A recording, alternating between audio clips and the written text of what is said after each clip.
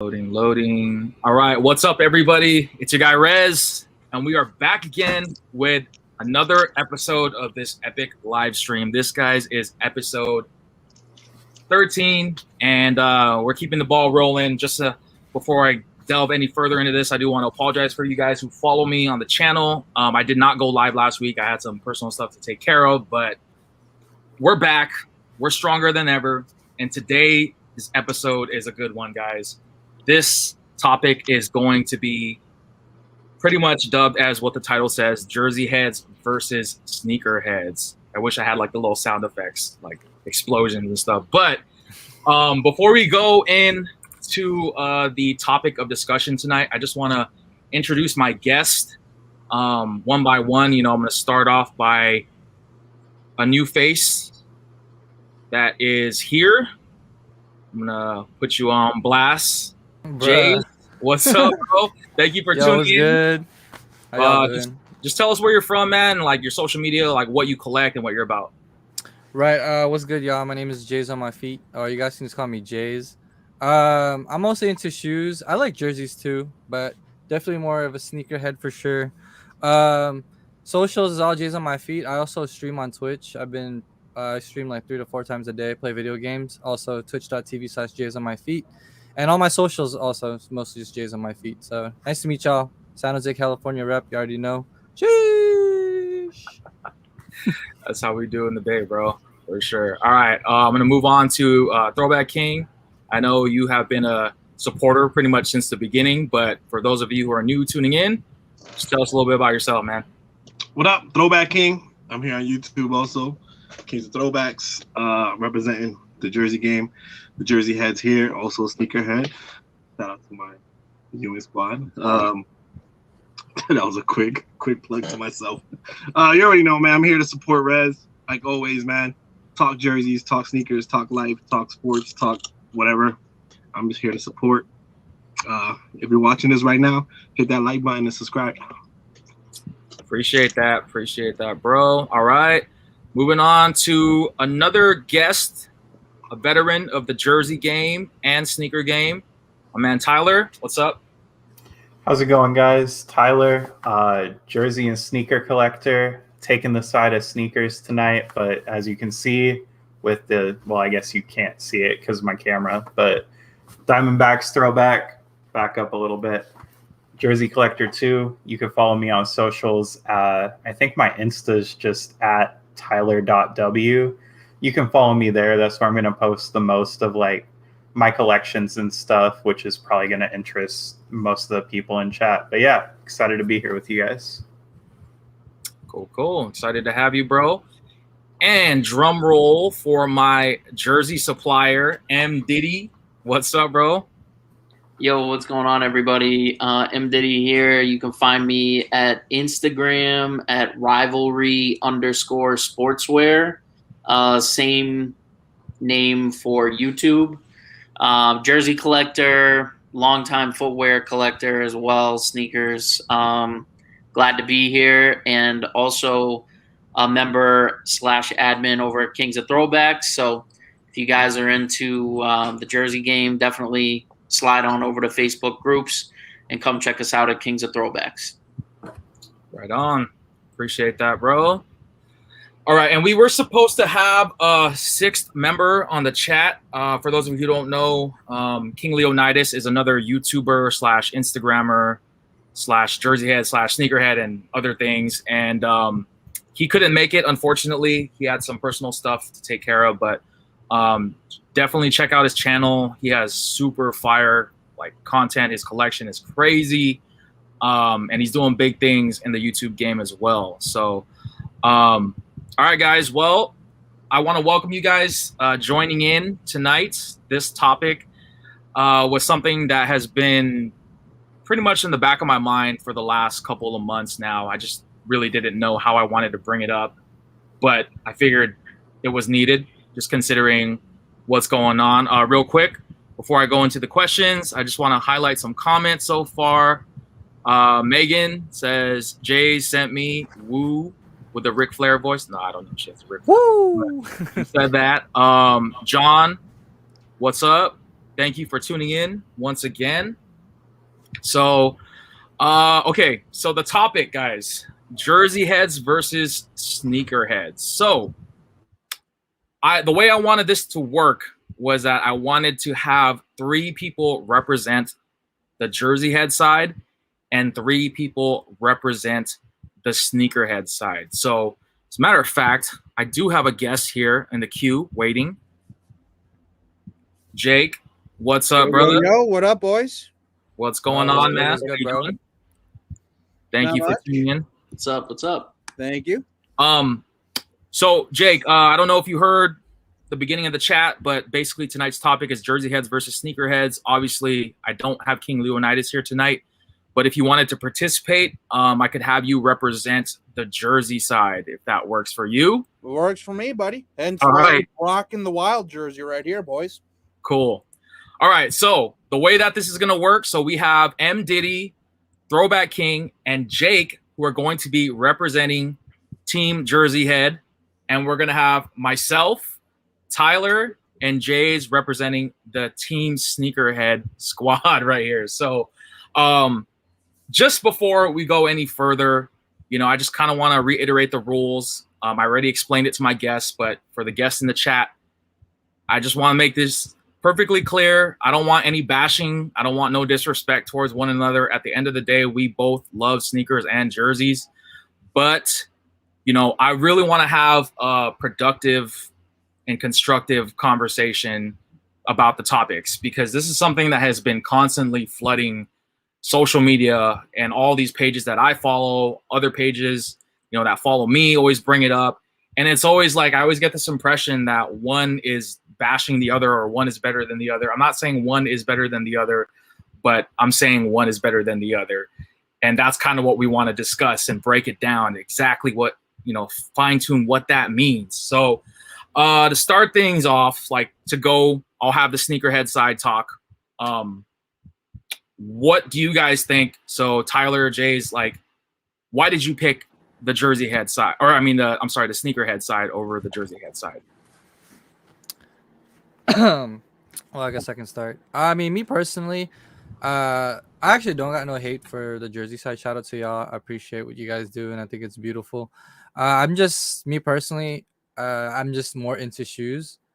Shoes is already an expensive hobby, so trying to like do both jerseys and shoes is crazy, you know. But I just grew up more with shoes because family, especially my pops and my cousins, they really put me on shoes when I was younger.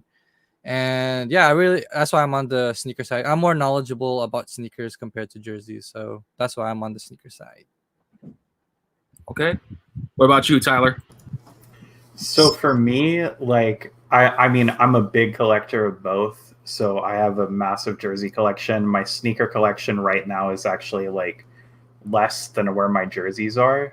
But ultimately what it came down to for me is if I could like stylize an outfit without one or the other, right? So like, could I stylize just jerseys or sneakers? And I decided that without sneakers, it'd probably be a lot harder for me to stylize my jerseys personally, because I have a lot of shoes that just match up with like the jerseys I wear.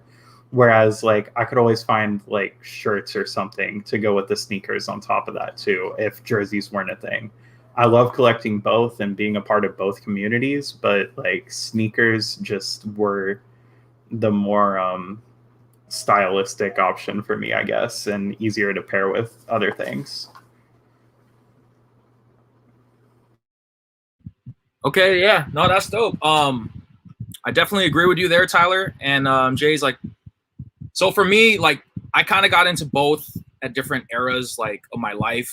I got into sneakers at an early age, but like you said, Jay's like, it's an expensive hobby. So like, I remember very like it was yesterday, very vividly, like the first sneaker that I fell in love with was the Dunk, just the whole, like, just the model of it. And I know like sneakerheads now are probably like, that's like so hype, but believe it or not, the Dunk was never really a popular sneaker. It was one of those things that was like very underlooked, and for a long time it actually was dead. Like nobody wanted them. I remember like going to the outlets and just finding like Dunks and like SBs. Like I remember a couple years ago when the De La Soul lows dropped, I couldn't sell them. Like I had them and I needed to make some money at the time. I tried to move them and like I literally had to take a huge L. Like I think I sold it for like 50% below retail. And it was crazy because now when you go online, you look at the prices, and this just goes for like sneakers in general. They're just so expensive. But anyways, like for me, like I got into sneakers first, and then around my adolescent years, like when I was a teenager, like in my early 14, 15, I started to get into jerseys. Like I really started to get into sports. And, you know, I fell in love with the jersey game. I met a lot of familiar faces here, you know, that are part of the jersey and sneaker community, but I was able to network with a lot of other collectors all around the world. And, you know, I kind of stopped collecting jerseys for a while, kind of went on a hiatus, and then I got back into,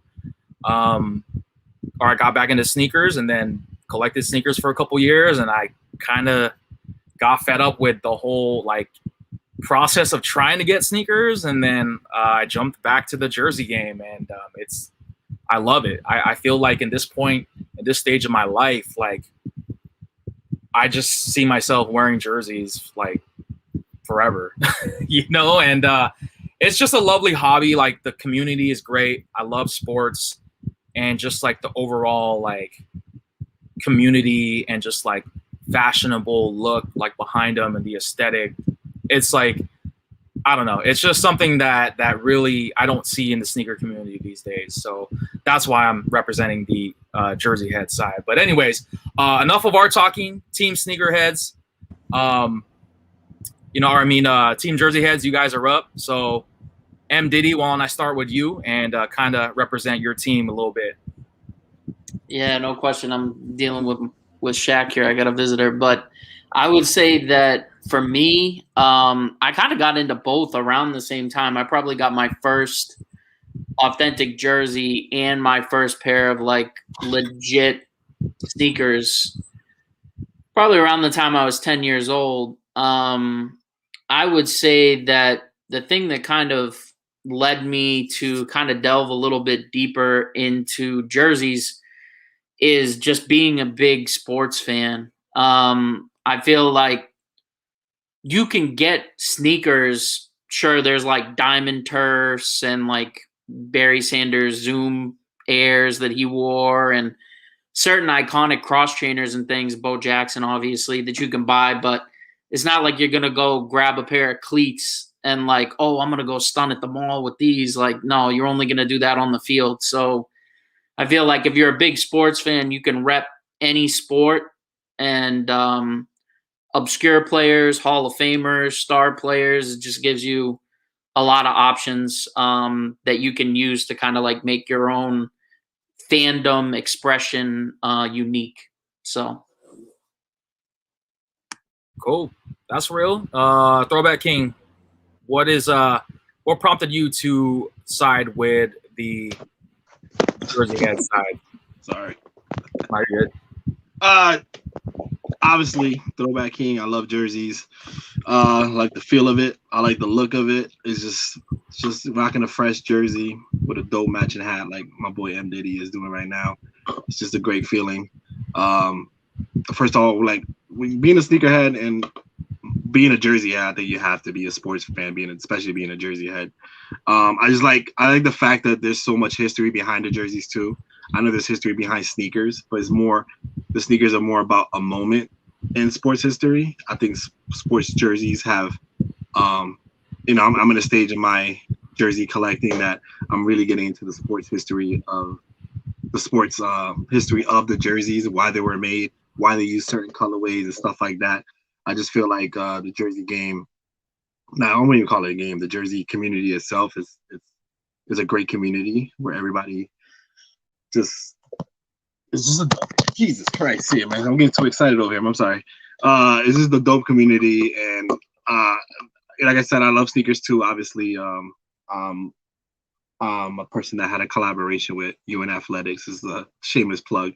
I had 2 collaborations with UN Athletics, and it's just one of those things that I I feel like the sneaker community is dope, but it's like it's one of those things like what have you done for me lately type of community. You know what I'm saying? It's like what's the latest and greatest thing? On to the next one, on to the next one, on to the next one. Somebody like me that's into Ewings, most sneakerheads would be like, what the fuck are Ewings? Those is a whack, blah, blah, blah. But, you know, there's a lot of history behind it. And when it comes to like being questioned because of what you got on your feet determines like who you are as a person, that just sucks. That's the only thing that sucks about the Jersey community from what I see. People just judge you from what you got on your feet. So that's why I shied away from the Jersey community because I have my own lane. I like certain things. I like feelers and shit like that. I'm not a Jordan guy. You know, God forgive, I'm not a Jordan guy. But as far as the Jersey community itself, it's just I love Jersey history. I love the way it looks. I like the way it feels. It's just fresh to death. And there's so many styles and different ways you could rock a jersey. And Jake, you're up next. Sorry, I'm a little off, man. You're good. You're good.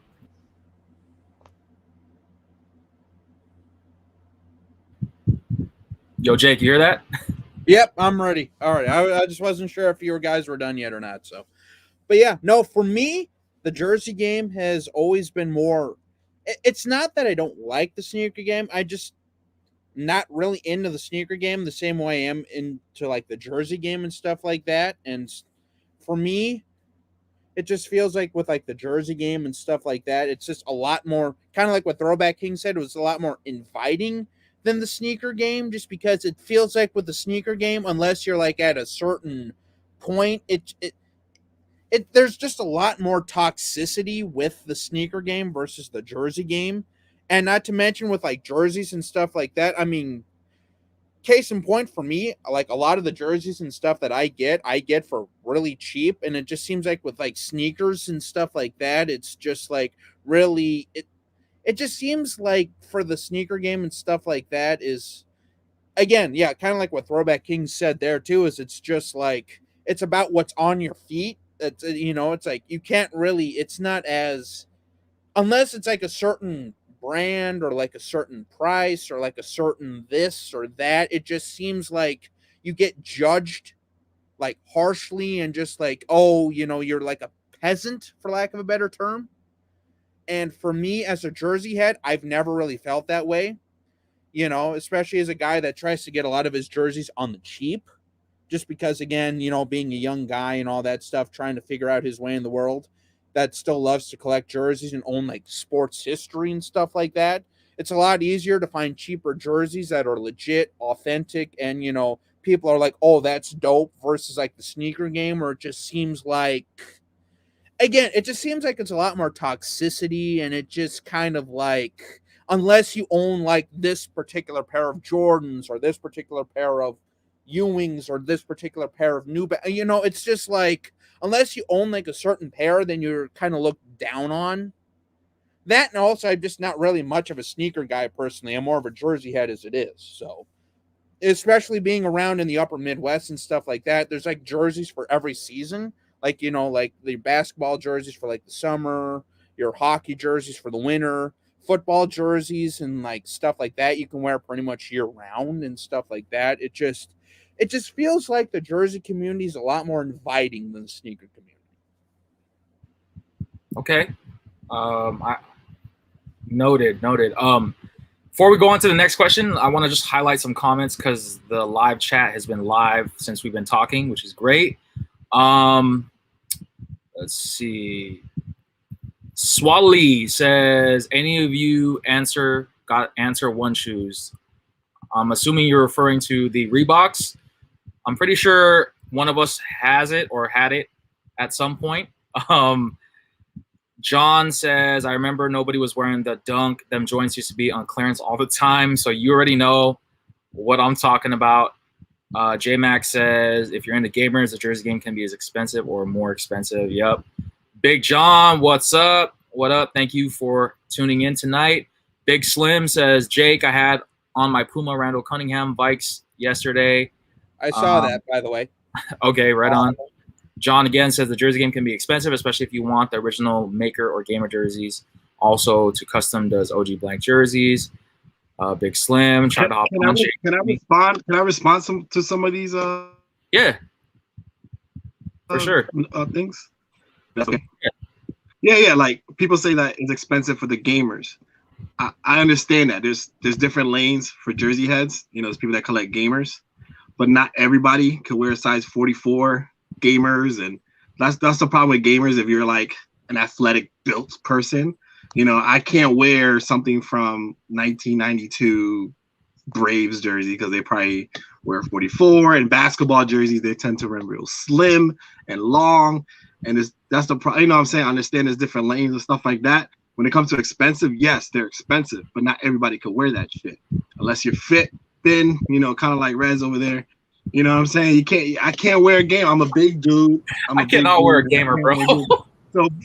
So for me, you have a better chance than I do. I'll just tell you that. Unless I get a refrigerator Perry jersey or some shit like that. I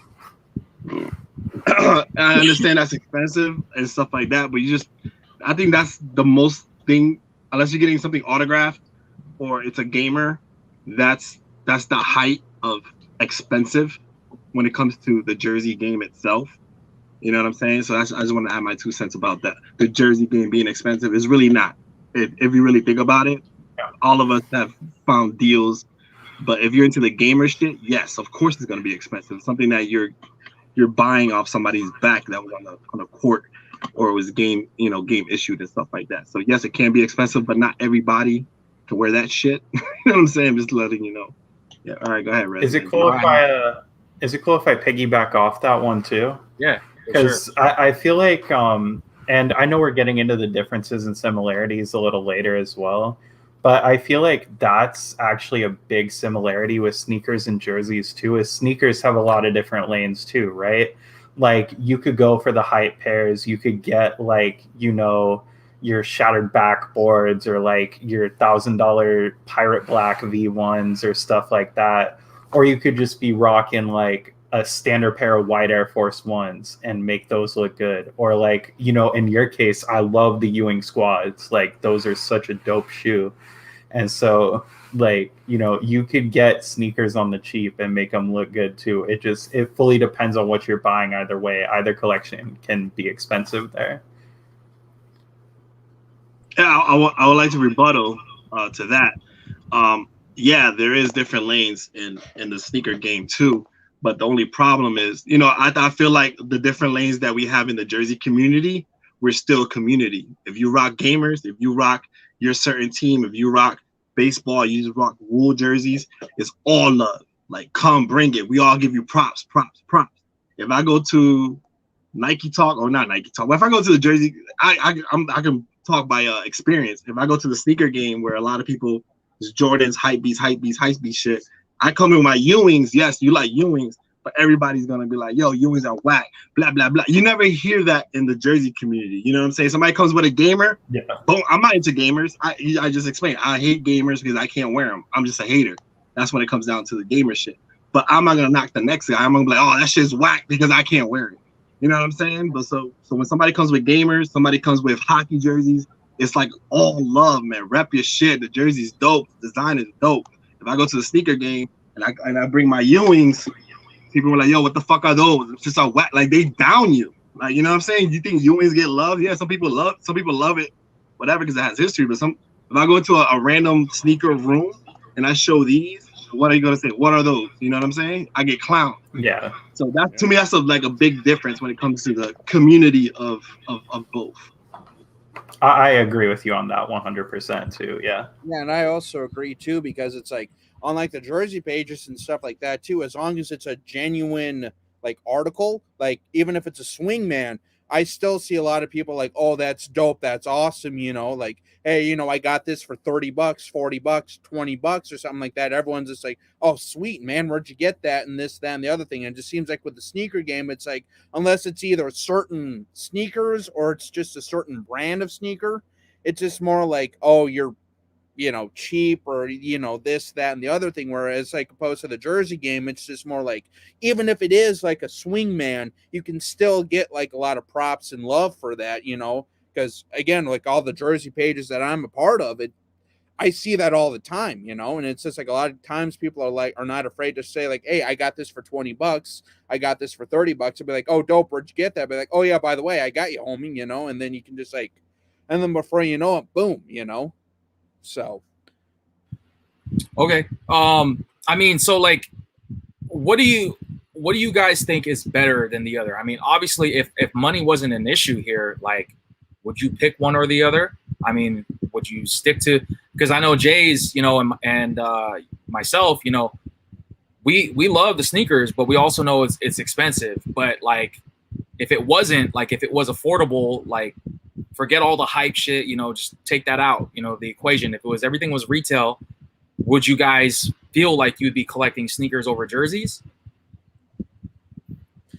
for me, I still feel like I would just be more jerseys just because there's so many more options. Like with like jerseys and stuff like that, you know, you have your hockey jerseys, you have football jerseys, you have basketball jerseys, you have like semi-pro jerseys, there's just so many different options you can go there. Where for like sneakers and stuff like that, it just seems like it's certain brands or just like, you know, like you really only have like certain brands and then you have like the offshoots of those brands. Or like jerseys, again, you just have a lot of different like options from like semi-pro to NFL to NHL to ML. You know, it's just like there's a lot more options with jerseys. And plus, like I say, with the different weather and stuff like that, you know, being a guy in the upper Midwest where we have all 4 seasons, you know, it's kind of nice to have like the option of like, you know, like, oh, hockey season's coming up, football season's coming up, basketball season's coming up, and stuff like that. So yeah, but I mean, like, can you? Sorry, I didn't mean to cut you off, but like, you're fine. Like realistically though, like, I feel like you could wear sneakers with almost anything, with every day of the week. Like literally with jerseys, I mean, let's be real. Like, are you going to be wearing a jersey every single day? Like, I mean, like, you're not going to wear it to a wedding. You could wear a sneaker to a wedding. Like that's just one of the things that I feel like is a pro of sneakers. Like, you could wear it to a wedding. You could wear it to like a prom. You could wear it to, I mean, I'm going to say this is going to sound kind of disturbing. You could wear it in a funeral. You know, you could wear like all black sneakers or whatever.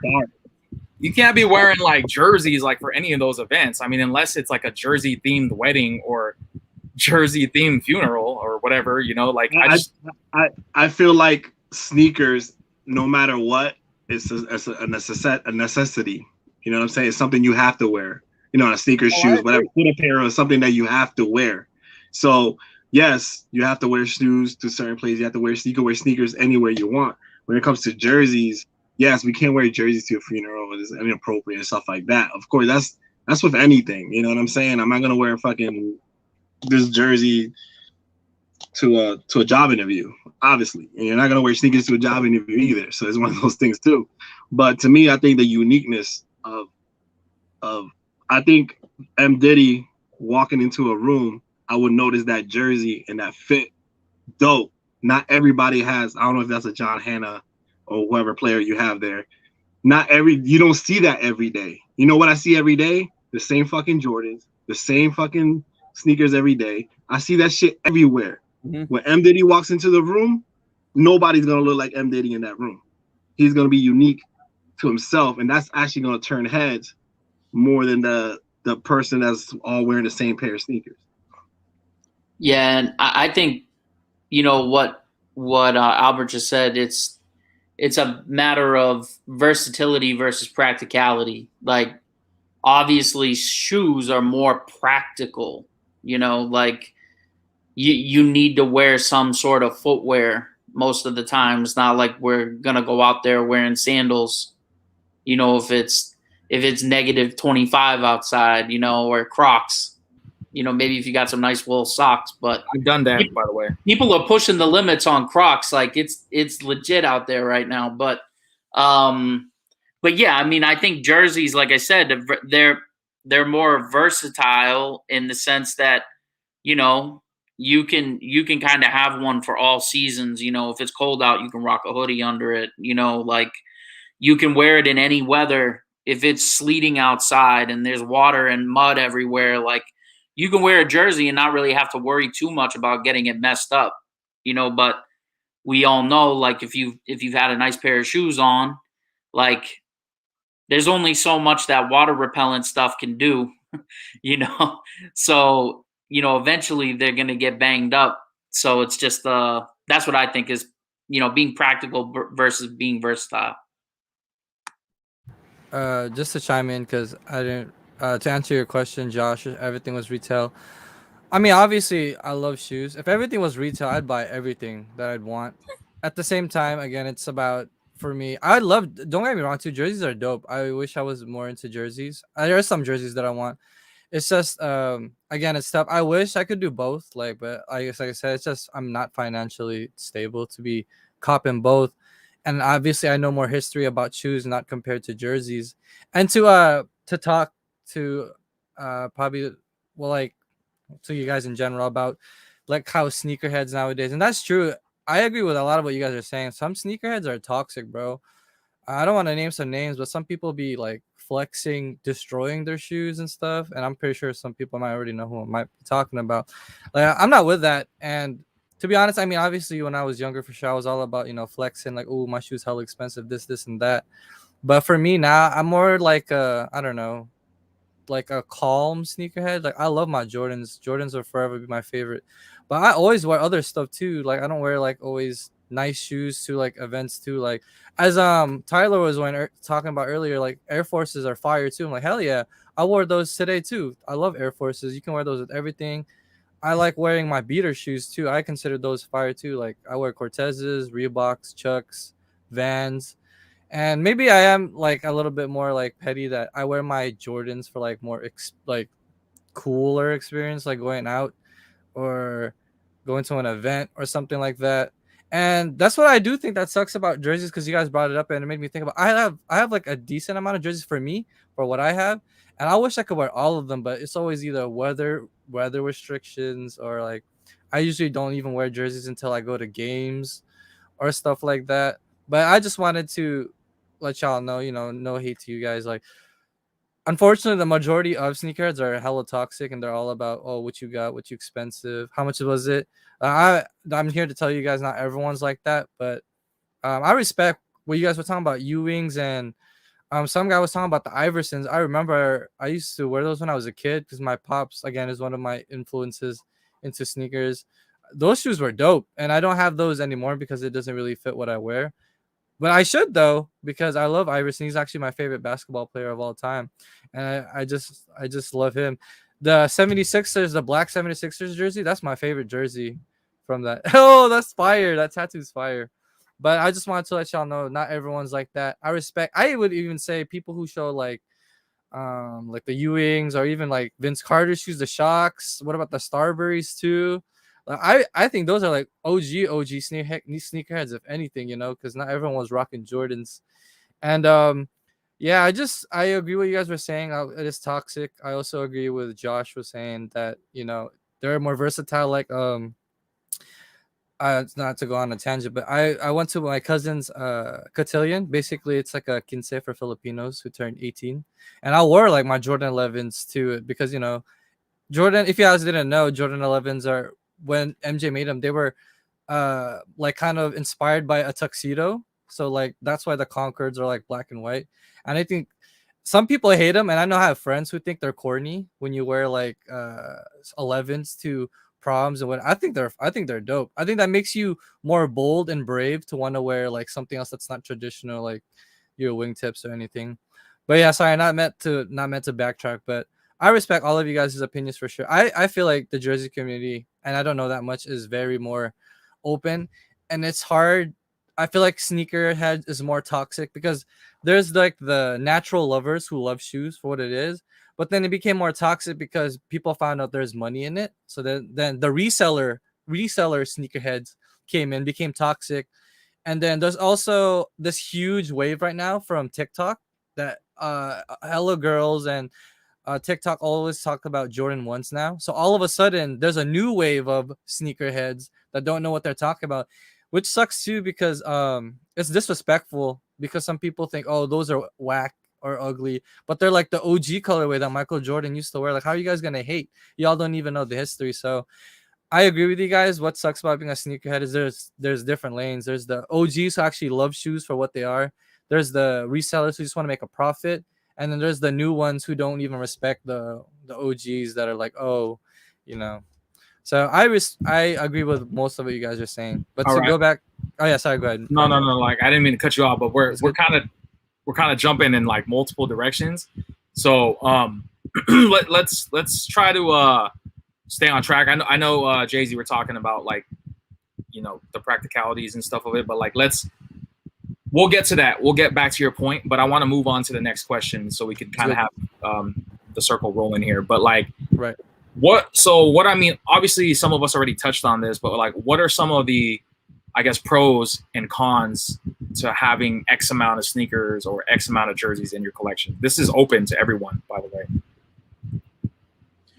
Well, I'll go ahead and kind of do like the jersey here. It's just like the pros of jerseys is, like I said before, there's a lot of different types of jerseys that you can use for a lot of different things.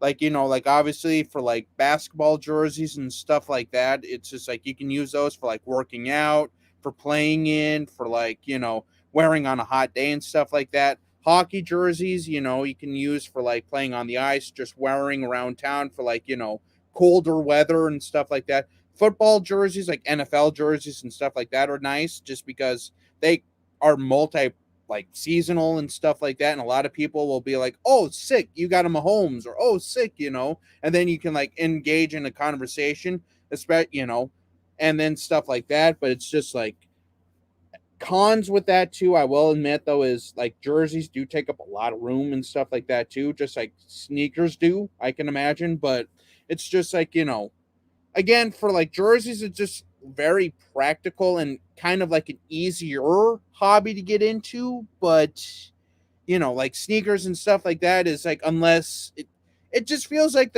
again, kind of going back to what we said before with like the jersey community and stuff like that. It's just like, hey, I wanted to get into like basketball jerseys or football jerseys. Can somebody kind of point me in a direction to go like to start with, or like, you know, and then like, basically it's like with the jersey community, it's a lot more like friendly, and it doesn't feel as like hype beasty and just like sort of like exclusive.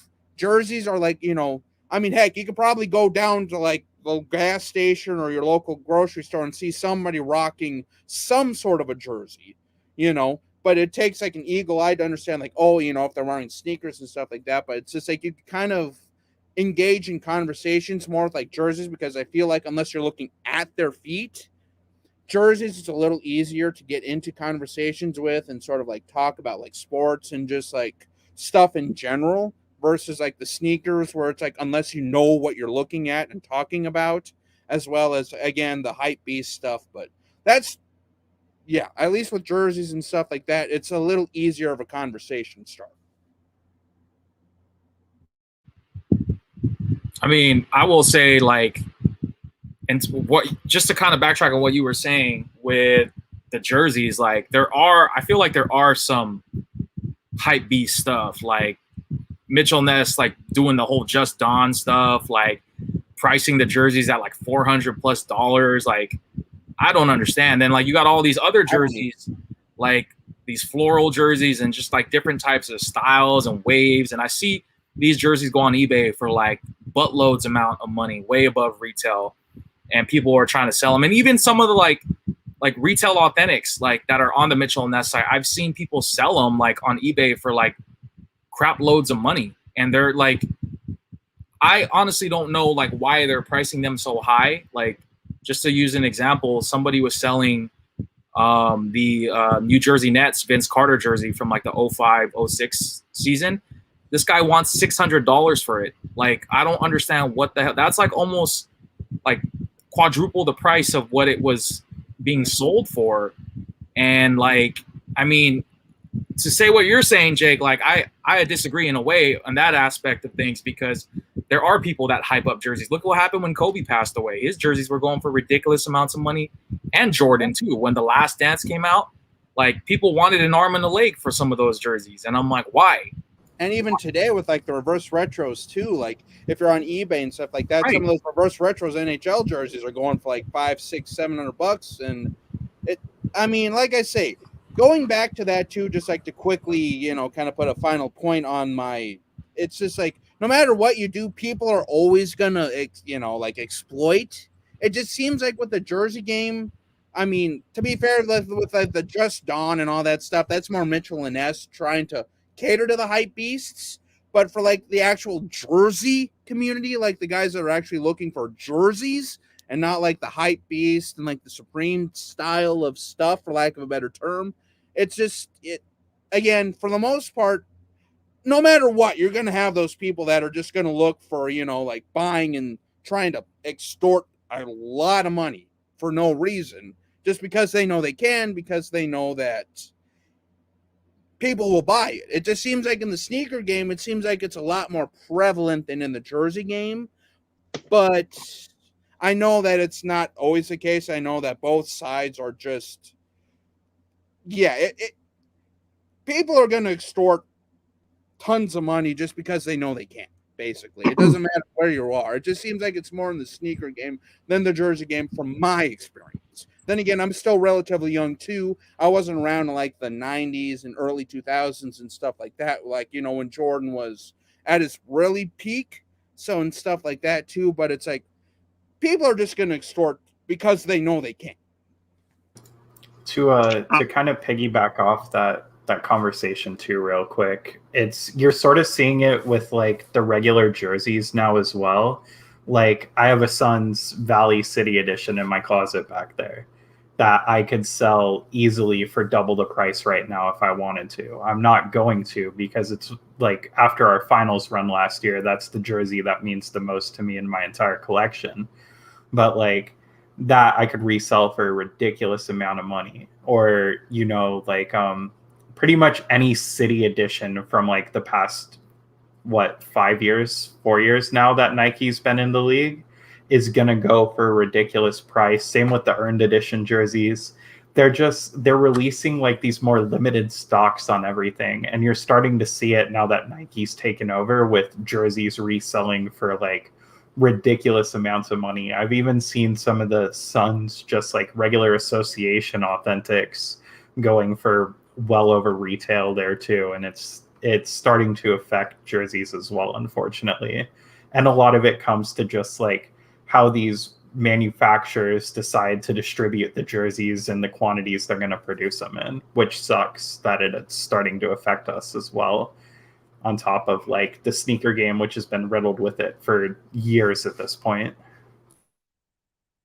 I just want to say that back to the question, like the pros and the cons. With the pros, as a Jersey head, I have something that, like, I love Roberto Clemente. There's no sneaker, obviously they made a collab, but there's no sneaker that I can wear to represent Roberto Clemente. There's no sneaker for me to represent Mike Schmidt, one of my favorite baseball players of all time. No time. The only way I can truly like represent Roberto Clemente, represent Mike Schmidt, is to wear a Mike Schmidt jersey, a Roberto Clemente jersey. That's a pro. The con when it comes to sneakers are meant to be worn, and sneakers will die off. All your sneakers that you have in your collection, all these sneakers I got back here, sooner or later they're gonna crumble on you. If you don't wear them, one, if you don't wear them, and two, they're eventually gonna die off. Jerseys, they tend to have longevity. You know, obviously if you take care of them, whatever, when you wash them, they have more longevity. When it comes to the jersey game, and like I said, it's more like, how many fucking Jordans can you have? There's no sneakers that sometimes represent players that I loved growing up. You know what I'm saying? Yes, the 90s had a bunch of like Iversons all day, you know, Larry Johnson with the grandmamas and stuff like that. But, you know, I like Hershey Hawkins. Can I wear a Hershey? They feel like they did have a feel like Hershey Hawkins, but they're not going to remake that because it's Hershey Hawkins. But I can at least get a jersey made a Hershey Hawkins and represent somebody that I cheered for. Besides the sneakers, it's always the same stuff all the time. And all the players from the 90s, that wasn't part of Jordan brand. You know what I'm saying? They had their own sneakers. So I think that's a pro and one of the cons as far as being a sneakerhead versus a jersey head. And the pros is I get to represent somebody that I love, and that's it. That's the answer to your question, Rez. Yeah, I would agree with everything Throwback King just said. Like, the longevity and stamina between the two categories is like not really comparable. The worst thing you could do to like make a jersey deteriorate before its time is to, you know, not take care of it properly, wash it incorrectly, you know, just stain it from wearing it. But I mean, there's plenty of examples out there of, I saw one last week or a couple weeks ago at the Patriots game. There was a guy that had like a 1985 to 87, like John Hanna white Patriots jersey on. And I've like never seen that in the wild before. And the thing looked good, you know, like it's, you know, damn near as old as me. And it looked pretty darn good. Whereas, you know, if he was trying to rock an original pair of Air Jordan 3s, you know, from 88, that wouldn't happen. So I think there's something to be said for that, as far as pros and cons. And also just reiterating once again what Throwback King said, the ability to represent, you know, players or a time, a moment in time that, you know, isn't represented by a large sneaker. You know, you can do that with jerseys. So again, being a sports fan, that's important to me.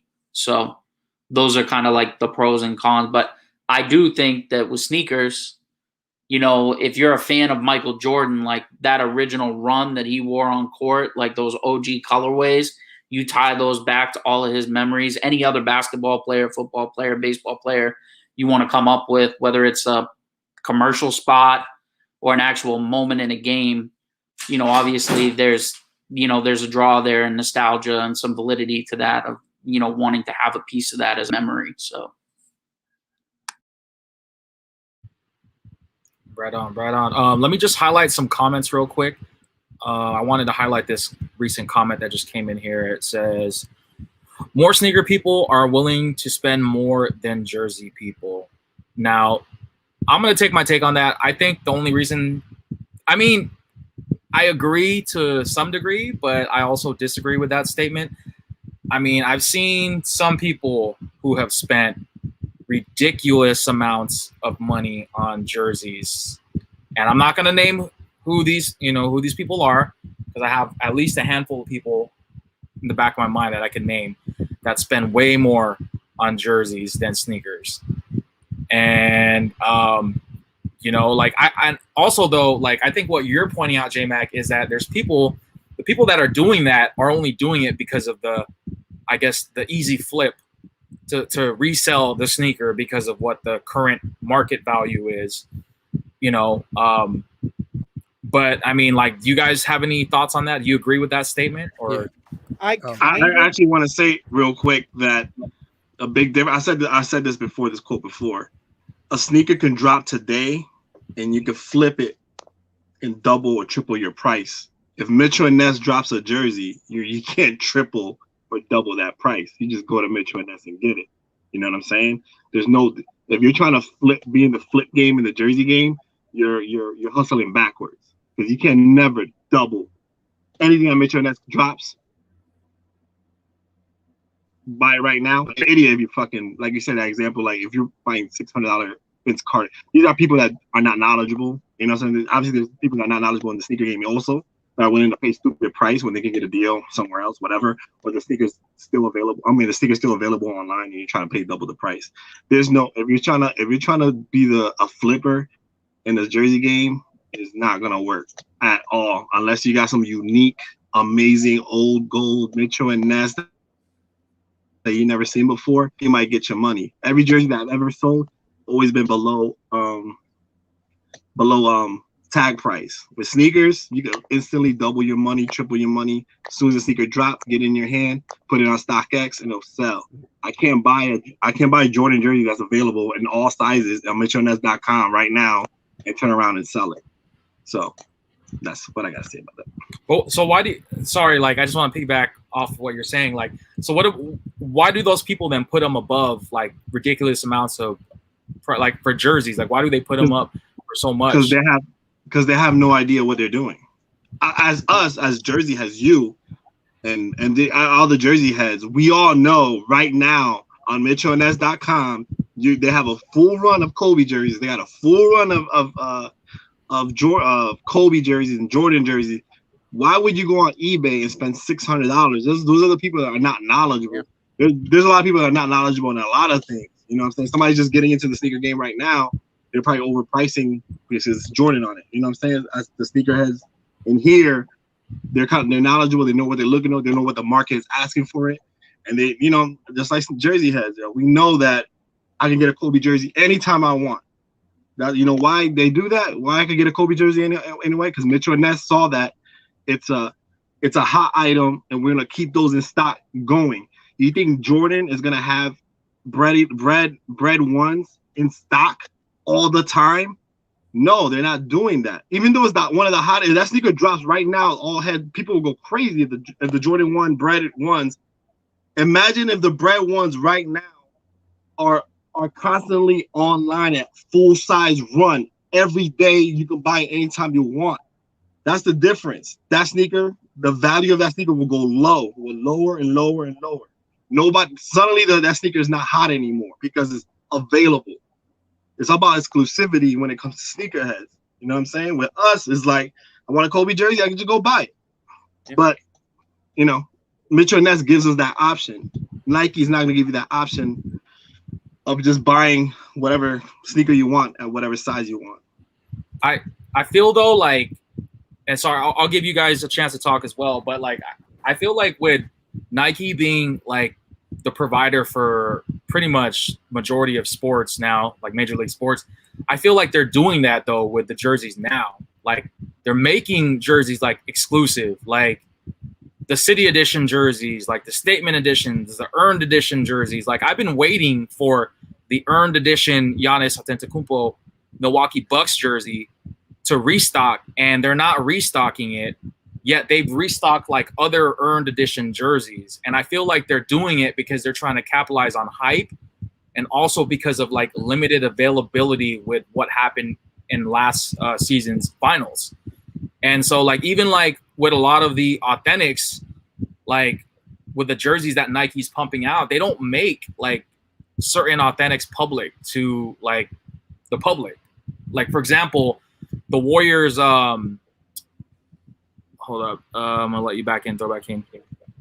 Like, so for like the Warriors like jerseys, the I believe it was the Earned Edition. Man, I should know this, but Jays, maybe you could clarify. The one with the ripple, the yellow that says the Bay on it, is that the Earned Edition or is that the Statement? I don't even remember the name.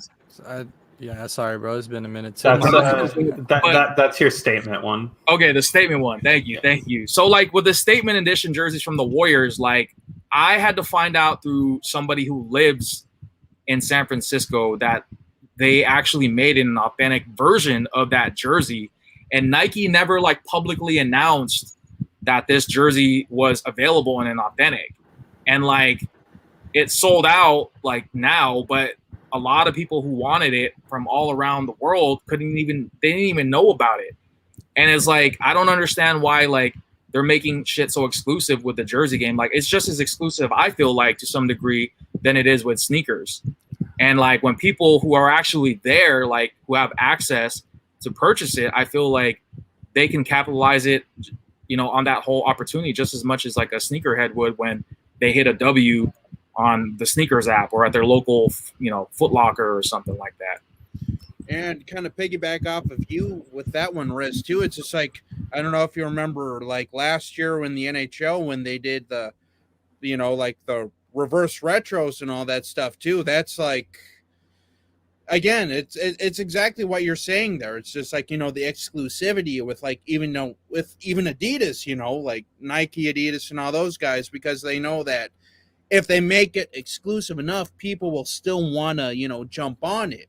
It just, for like the jersey game and stuff like that, I feel like even though it might be, you know, like the reverse retros or like, you know, the stuff that might be a little more exclusive, you know, I just feel like the Jersey heads will actually rock with that stuff more. Like, they'll actually wear it and be like, hey, you know, look what I got, versus like the sneakerheads, where basically most of the time it's just about like the resale value or like the, hey, take a look at my shiny new, Jordan 1s or, whatever. It's just like for the Jersey heads, I feel like with the Jersey game and stuff like that, even if it is more exclusive, I feel like they'll rock with the stuff more than the sneakerheads, just because like with the jerseys and stuff like that is, again, they'll just probably rock with it more than like the sneakerheads, because the sneakers are more about the resale at this point, at least from like my understanding and stuff, versus the jerseys, which are more like the love of the actual jersey and the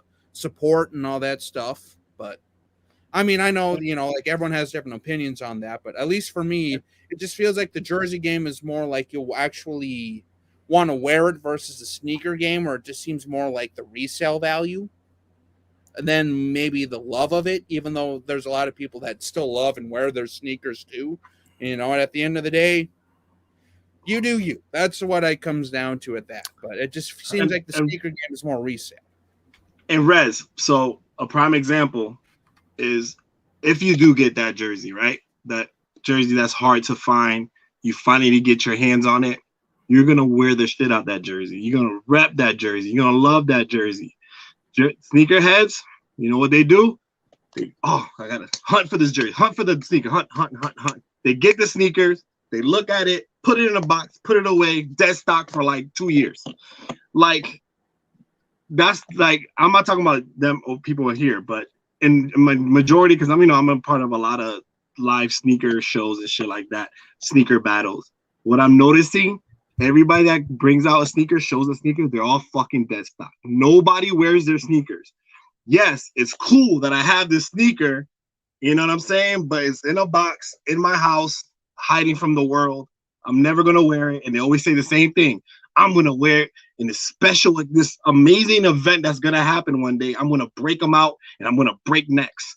Never happens. That's just an excuse that sneakerheads use just to have that sneaker. Every time the sneaker battle comes along, they show the sneaker. You can tell because they're dead stock, because they're tied up, nowhere underneath the sneaker. They're just fucking dead stock, living in your closet. When it comes to jersey heads, we wear our shit. We're proud to wear our shit. And if you find that jersey, guarantee that Rez is gonna make a video. He's gonna rock it. He's gonna be a Mitchell and Ness thought, and he's gonna rock the shit out of it. Whatever. And the thing is, if any sneakerheads get the most exclusive sneaker ever made, what's gonna happen? They're gonna put it in a box and never fucking wear it. Which the logic is fucking stupid to me. Right. I would like to touch up on what J Mac was saying about sneakerheads are more willing to spend more money. All right, in my defense, I have no choice, bro. I mean, it's basically a stock market. Like, whatever the price is, that's what it is. I wish I would spend obviously way less than that, but it's kind of hard for me to agree that sneakerheads are willing. It's not like I'm willing to. I have no choice. If I really want it, that's the price. I'm not gonna be able to get it for cheaper. So that's for that. And for what Josh was saying about how some of those jerseys are exclusive, because I used to work for the Warriors. Actually, I also seen Josh when I used to work at the Warriors store. Yeah, but you never hooked me up, bro. I'm just kidding, bro. I for sure have. Don't even. I'll just fucking around. No, it's all good. In their defense, and it's not really me trying to defend them so hard, they don't make a lot of them too. When I used to work at because I used to work at not at the stadium, so guess we're like the flagship store or whatever. We didn't get that much authentics, and when we did, like, they were so hard to like come by because people would cop them quick, and it sucked because they didn't make them for all the players either. And I always ask my manager that, I'm like, what's up with that? Like, how come we don't have enough? People are always asking for them. They're saying, I mean, it's hard because they got to make it, and those materials are expensive, and they're so expensive. Not everyone buys that jersey, I've had so many authentics sit for so long because they're too expensive. Or there's also, the size differences. I had like no small, medium, large, extra large, and I have six authentics just chilling because of 2Xs, because not everyone's going to have a 2X. So it sucks. They don't make enough because they don't make profit, and it's just hard to move. But I also agree with you. Some jerseys are way too limited for show. Like, just to touch up a little bit, like hype ones, what you were saying, like that Mitchell and Ness and Bape collab, like that was so hard to get, and it's so expensive. But I just wanted to touch up on those points. Okay. So Jersey heads are not buying that, by the way. Just letting you know. I mean, I think it's fire, me personally, but I actually want that jersey, but it's too damn. The Warriors one. It's too fire. rare. Like I can't find it. Even the T-shirt, the Mitchell and S T-shirt, crazy, bro. I don't know. Right. Do you guys want to say anything before I highlight some comments? Yeah, so I just wanted to kind of just to make sure, is the Warriors one you're talking about, was that like the Tim Hardaway one they did? I can't remember which player it was for. No, it's in general. Oh, was it just like a general? We just don't have with it. Even now that you bring that up, I don't even think they made us. They didn't for our store. They didn't sell us any authentics of the OGs like Mullen and Hardaway and all. They were just all swingmans. Yep. Yeah. But also to kind of go back to like what Throwback King was saying, I feel like there's the sneaker community gets a little bit of a bad rap from those people that you're talking about that'll just like dead stock their shoes for years. But if you like speak to people like the OGs or people who just grew up loving sneakers in the same way like most of us here have grown up loving sports and loving jerseys, like those people are always so proud to wear their sneakers. Like I have a pair of 2007 New Loves back there that I'll still wear like on the daily. They're kind of beat up. The suede's got some scuff marks in it now, but that's a shoe I take like great pride in taking care of and wearing and keeping clean because it was like the first sneaker I was able to buy with my own money. So there's a lot of like pride and love aspects shared between both for the serious collectors of both, not just the people looking to like flip it. And yeah, Rez pulled up the Insta pic. That's the dirty ones. You gotta show the clean ones. I have those too. I love those shoes. Yeah. Ooh, those are nice though. I love those. Those are one of the shoes that got me into shoes too, actually.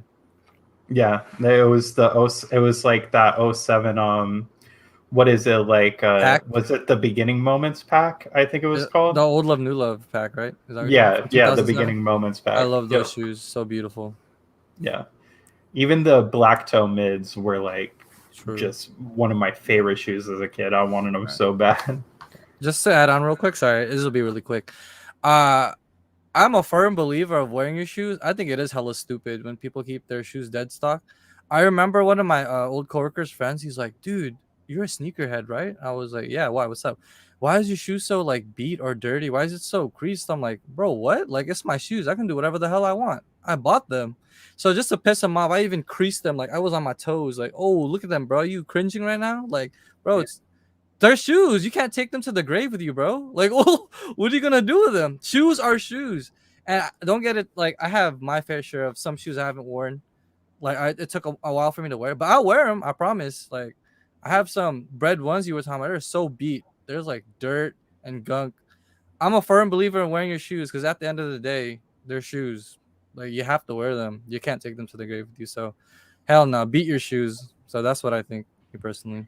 And I agree with you, kind of like on the jersey aspect too. It's just like for me, I'm not afraid to wear my jerseys. You know, even if it is a rarer jersey or whatever. Like, because I remember back in like 2010, 2011 when the Rev 30s came out with their Pro Cut, like their limited edition Pro Cut series. I have like a couple of those that I rocked the daylights out of back in the day because they're comfortable, they're nice.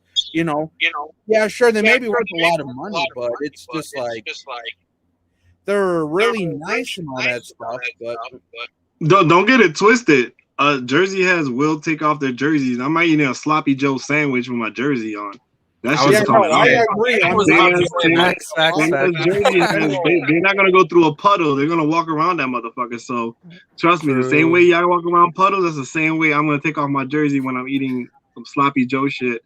I ain't gonna get my shit. We take care of it. Like the jerseys, like the jersey community takes care of their stuff too. But it's just like, for jerseys and stuff like that too. It just feels like with the jersey community, we're a lot more willing to wear our rarer jerseys, and like the sneakerheads are to wearing their rare sneakers or like their high price sneakers or stuff like that. When for me, I agree with you, Jays. It's just like wear what you want to wear. Like if you want to wear them, wear them. If you want to rock it. And by the way, a pro, So I just want to go back to the pro. Like when we see, you know, you're watching your favorite team, you're watching your game on TV, you see all the jerseys. You see no sneakers. You just see people rocking jerseys all around the stadium because you can't see their feet. So that's a plus. True. It's beautiful to see all the jerseys in the stands. Unless they're fake, though. No, I'm just kidding. Damn. Whole another Which is topic. like- That's another topic. Big is facts. like- Let me highlight some comments real quick because I'm getting all the notifications. So I do apologize, guys, in the comment section if I'm not highlighting your comment.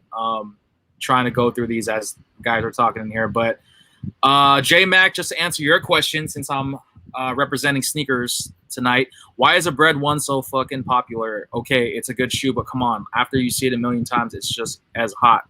Why? LOL, man. Well, J Mac, to answer your question, the Bread 1, aka Band 1, is basically like a classic sneaker. I mean, to put in things in perspective, why the hell are people still continuing to buy Vans? Why the hell are people still continuing to buy Chucks, even though Chucks were worn like in the 80s, like by Magic Johnson and like Larry Bird and all them, like wearing Converse and stuff? Like, it's just a staple shoe, you know, just like when you see a staple jersey. I mean, to throw it in your court, like everybody that buys Miami Heat jerseys because you're a Heat fan, like why? They all just say Heat on the front for the most part, you know, like, I don't know. I want you to add some context to the question I threw at you, J-Mac. But Sam says, just recently bought my 5-year-old. Oh, I already highlighted that. Sorry. J-Mac says, the hype will never be as much for jerseys. Peter Nguyen, LOL, for me, shoes are just shoes, but jerseys, because I'm from Australia. That's what's up. And I'll probably never get an opportunity to go and see the NBA players play live. Having a jersey is like, I'm not sure what you meant by that. But EW says, dang, you got your son a Nolan Ryan jersey. Nice. Which one? Home or away one? Meeting. Oh, the NBA player. Okay, that makes sense. John, with the hockey jerseys, there's two kinds of Adidas hockey jerseys. One is made in Canada and the other one's made in Indonesia. Yeah, I honestly didn't know until I joined an authentic hockey jersey. Also, there's different types of sizing. Facts. Rivalry. You forgot to post a social media step. Put it in a box. What are you talking about? Put what in a box? Talking about the shoes? Yeah, I think that was after Throwback King's comment about like he was dead stocking. Got it. But here's the difference, guys. No matter how limited jerseys are, don't get as much hype. I mean, I agree to that to some degree. There's no degree. What's hype about? When have you seen people line up for a jersey? I mean, Kobe jersey. When have somebody? When have you seen got him on a jersey post? You know, I've seen some hype for some jerseys. Like when the reverse retro Sharks jerseys dropped, I was actually one of the people that was there. I was texting you. Yeah, me and James were talking about it, and there was actually a line like and sizes did sell out. So I don't know. I guess it depends on which jersey and which team. Yeah, and kind of piggybacking off of that too. It's like even with the wild ones, they were like gone within like 2 weeks too. So yeah, the reverse retro sold out like within a month. All of them. Yeah. All right. Let me just read a few more comments. So we'll go on to the next question. I always clean my shoes after I wear them every time so they can stay looking fresh. And my jerseys, I will try not to sweat in it nor do a lot of them, so I just can keep the freshness on it too. Bro, it's kind of impossible not to sweat, man. That's like telling yourself not to breathe. Especially hockey jerseys, man. I'm already sweating. By the way, Jay, how are you wearing a hockey jersey like in like California right now, bro? It's like hella hot out here, dude. All right, I did it for this video, but I'm wearing a tank top under and I have the fan blasting right now, bro. Yeah. And I never get to wear it. I want to wear it already, man. And is that the 30th Sharks? Why do you guys even have a hockey team? It's too hot over there. That's facts, though. I mean, you're not wrong. They probably in Afghanistan in LA too. You just make me want to change into my reverse retros now because we keep talking about it. not to like get off topic, but like I never really understood. I tried to find like the history behind the Sharks, like why they chose the shark to be their overall team mascot. I mean, we live in Silicon Valley, like Yeah. I mean, we are near water, but it's not like we're not very close to the water. I mean, that's more like a San Francisco thing. Like, Yeah, and what the heck is a wild? I mean, Minnesota Wild. What's a wild? Yeah. Like obviously the logo, but it's just I tried. Dope logo though. Wild, No, I tried to research it. Like, don't get me wrong. Like, I'm the type of guy. Like, if I buy a jersey, I want to know the history behind it, and I could not find like the history behind why the San Jose chose their name to be the Sharks. Like, I thought wasn't it at least for the Vikings, it's Scandinavian in the area. So, right. What? They had a poll, you said? They had a poll when they were trying to figure out what team to name for the San Jose. And I think the Sharks were like second or third. And then the guy at the time who chose it, they just thought it was like, Sharks are more like badass and menacing. And it kind of rolls off, San Jose Sharks. But yeah, when I do research on some jerseys, most of our teams' names, so most of the time, or not most of the time, at least the ones I've seen, they're like, they just have a city, they have a poll for the city to vote, what you guys want the mascot to be, and that's how it goes. I mean, I'm glad they chose the Sharks because we have one of the badass logos in hockey, bro. No, I agree. I love the Wilds. Hockey jerseys are so beautiful. I love them all. All right, like let's get on to the next question here, because I want to focus on this question. But like, this goes. Let's start with the sneakerhead side. Like, which one? Like, obviously, what's more practical, having predominantly jerseys in your collection, or having sneakers in your collection? I know we touched on this a little bit, but we didn't really fully answer it. Right. Yeah. I mean, just off the dome, I would just say shoes, because I mean, like, without even the hype aspect of it, or you wear shoes every day, and like you guys touched up on it earlier. Jerseys, you can wear them, but like on certain times, kind of. But just a quick answer, just probably shoes, because you wear shoes every day. So that's just my answer. I pretty much just agree with Jay's there. Like, sneakers you're going to wear every day, whether you're wearing Vans or like an actual hype sneaker. So it's just like one of those things where sorry, I'm losing my train of thought, but sneakers are just more practical there. There's like an echo. I'm not sure if Snack, if that's yours. It's on Throwback King's end. Yeah, it was. It's good.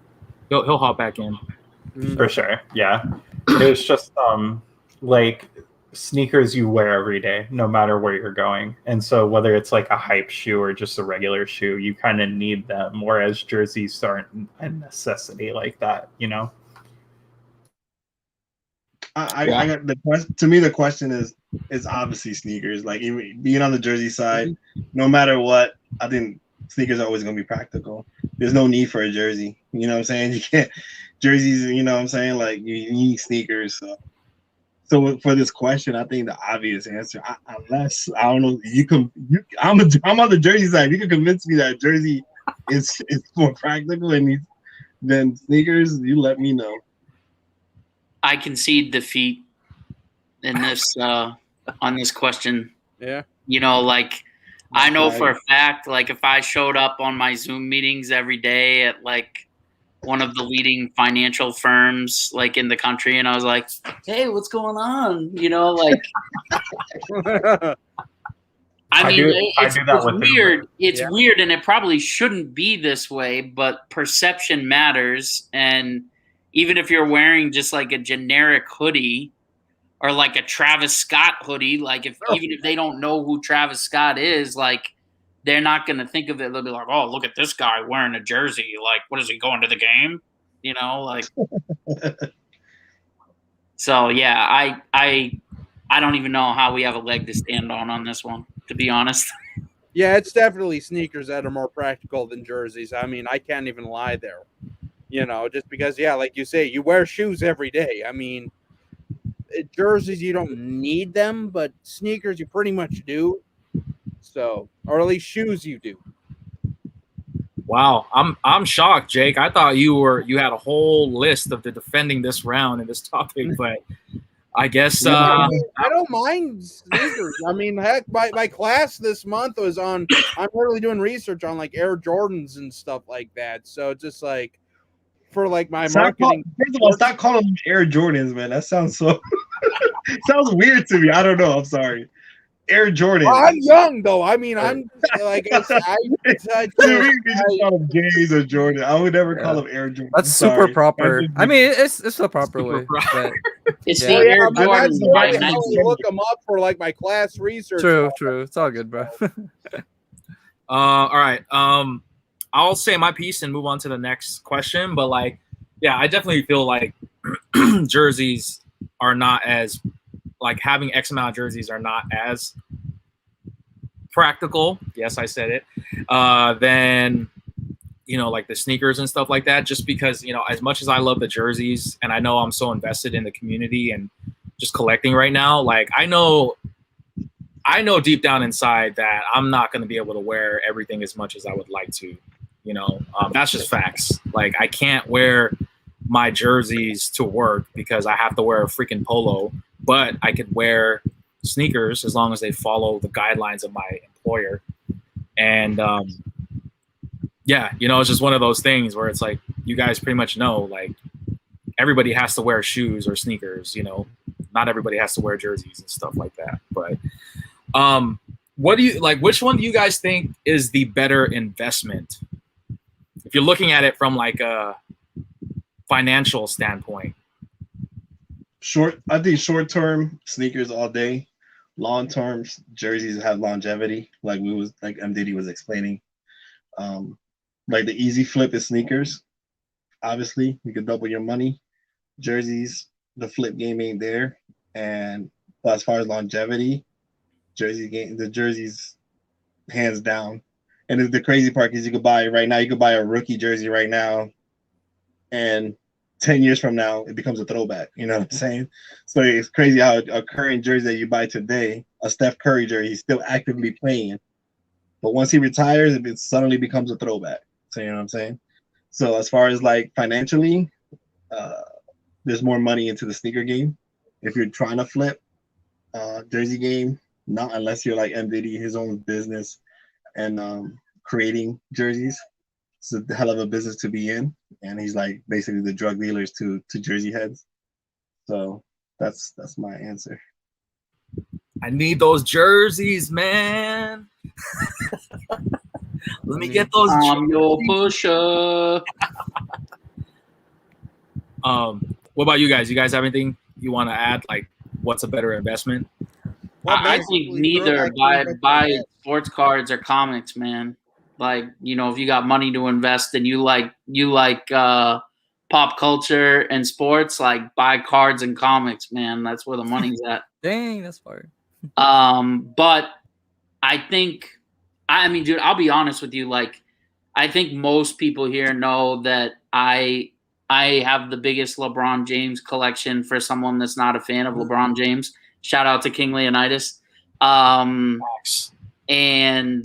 I was shocked. Like, there's this throwback jersey that they wore his first year in Miami. It's a Miami Floridians jersey. It's white with pink and black and orange. Things pretty wild, but it's an ABA. It's based off of ABA jersey and super rare. I probably only seen it for sale on eBay like 2 or 3 times, and someone tracked one down for me on like Asian jersey site. Like, they literally had to translate for me to tell me like what the guy was saying about it. And he said he wanted like 10 grand for the jersey. And I have like a couple of the throwback jerseys that came after those that are like pro cut / game issued. And I was like, well, gee, if that jersey's worth that much, then mine are probably pretty close too. Mm-hmm. And I've never had a pair of shoes that I know they're out there, shoes that people will pay that much for. But, you know, I think if you pick the right player and it's limited enough, you know, you can get up there and in value pretty fast. But there's a lot of valuable shoes too. So I don't know, man. it could be a push. But comics and cards is even better. Wow. Okay, I want to highlight a comment real quick from the infamous Mighty Mouse fan, since we're talking about other hobbies here, but he says need to do a hat episode. A hat game, that's a whole nother can of worms that we could save for another day. Hobbies, man. But that's Faded game especially. Yeah, there's a lot of hype and money to be made with the vintage or just hat game in general. But just thought I'd highlight that. Especially the hat you're wearing, Rez, like the old like starter snapbacks. Yeah, no, believe it or not, this hat, I thought I would never, I'm not going to disclose how much I spent on this, but let's just say that it was a pretty good penny. I mean, Jays, you know what I'm talking about. I know I was Josh is hella rich. No, I was there when you bought that script Raiders hat, bro. Quick side comment. I always ask Josh, what does he do for a living? How does he afford all these shoes, jerseys, figurines? I don't get it. It's called working, bro. I'm a thought. Hustling. No, it's going to sound crazy, but I've actually slowed down, okay? I've actually slowed down. Believe it or not. Wait a minute. Didn't you hit me? You hit me up today about my confirming. All right, moving on to the next question, guys. Caught in 4K. I'm all about the deals, man. See, like, same. Obviously, like, I haven't really picked up any sneakers as of late because, like, a deal to me is retail for sneakers. Like, that's a deal to me, you know? Like, I hardly ever get any sneakers under retail unless, like, somebody, like, really just loves me and just wants to plug me all the time. But, yeah, I mean, with jerseys, it's like I rarely spend retail on jerseys. Like, it's always either under retail, and I mean, if I spend over retail on something, I have to justify it. Like, if it's going to be used for something to get signed, or if it's something that I could make my money back, you know, or potentially more. Like, I don't know, just like different things. But what's up? No, I was just gonna say, for me, I agree with you. I mean, that's just probably me being hella Filipino, but a lot of my Bay Area jerseys, like most of my Warriors stuff, my Giants jersey and all that, I only got it because I got the plug when I used to work there. But like what Josh said, I barely buy jerseys for retail. I mean, besides this and reverse retro, it's so hard for me to spend money on jerseys because they're so expensive. They're expensive if you pay retail, but yeah, I get what you're saying. I think they're only expensive because you're not really into it. Because if one of the sneakers that you really like comes out, you're gonna buy it. That's true, no too, matter yeah. what the price point. But That's if you're really why it's a trap. jersey, If I get into both, I'm just spending money everywhere. Yeah. Yeah, no, you have to really be like practical, I think, when jumping into any hobby, really, you know. Mm-hmm. True. But especially a collecting hobby. It doesn't matter if it's jerseys, sneakers, whatever. You just kind of have to do your research and like talk to others in there to really get like the best deal for what you want, and understand, you know, that sometimes you might have to pay more than you feel like, but just know, you know, like when you can find the deals and all that stuff. It doesn't matter if it's sneakers, jerseys, comics, whatever. As long as you know what you're looking for, you know, you can find some good deals on stuff. Absolutely. Let me just highlight some comments real quick. Anthony, he's like throwing out a bunch of California food spots. Burgers. In-N-Out burgers, I don't know. But Sam says, Tennessee Titans, I believe, will honor the Houston Oilers Sunday by wearing the throwbacks. People here in Houston unsettled, mixed emotions here. Let's see what those jerseys look like. That'll be interesting for sure. When you have a deep rotation, there is beauty in the simplicity. I definitely agree with that. Mm-hmm. My homie called the Lightning Force a Thunder Yellow shoe, but okay. EW says, rivalry sportswear. I feel you, bro. That's absolutely true. I just like to stand out with it, though. Of course, we all want to stand out. You know, you don't want to look like everyone else. Says the guy who wears like Jordan 1s and dunks all the time. You gotta wear the ones that not a lot of people have. That's what I'm saying, though. Like, I was into dunks and Jordan 1s before everyone got into Jordan 1s and dunks. I'm just throwing it out there. The sad part, you got to repeat that fucking statement every time. But I was True. always into Jordan wasn't Doug. That's the thing. That's the problem with being in the sneaker game. True. You have to prove yourself that you was not a hype beast and you was into it. Like I know you. I know you don't have to say that's what to me. But the common Joe that goes, oh, you just got into sneakers. And like, no, I always like. It's like you almost got to defend your sneakerhead self. You know what I'm saying? As Jersey heads, we don't have to defend ourselves.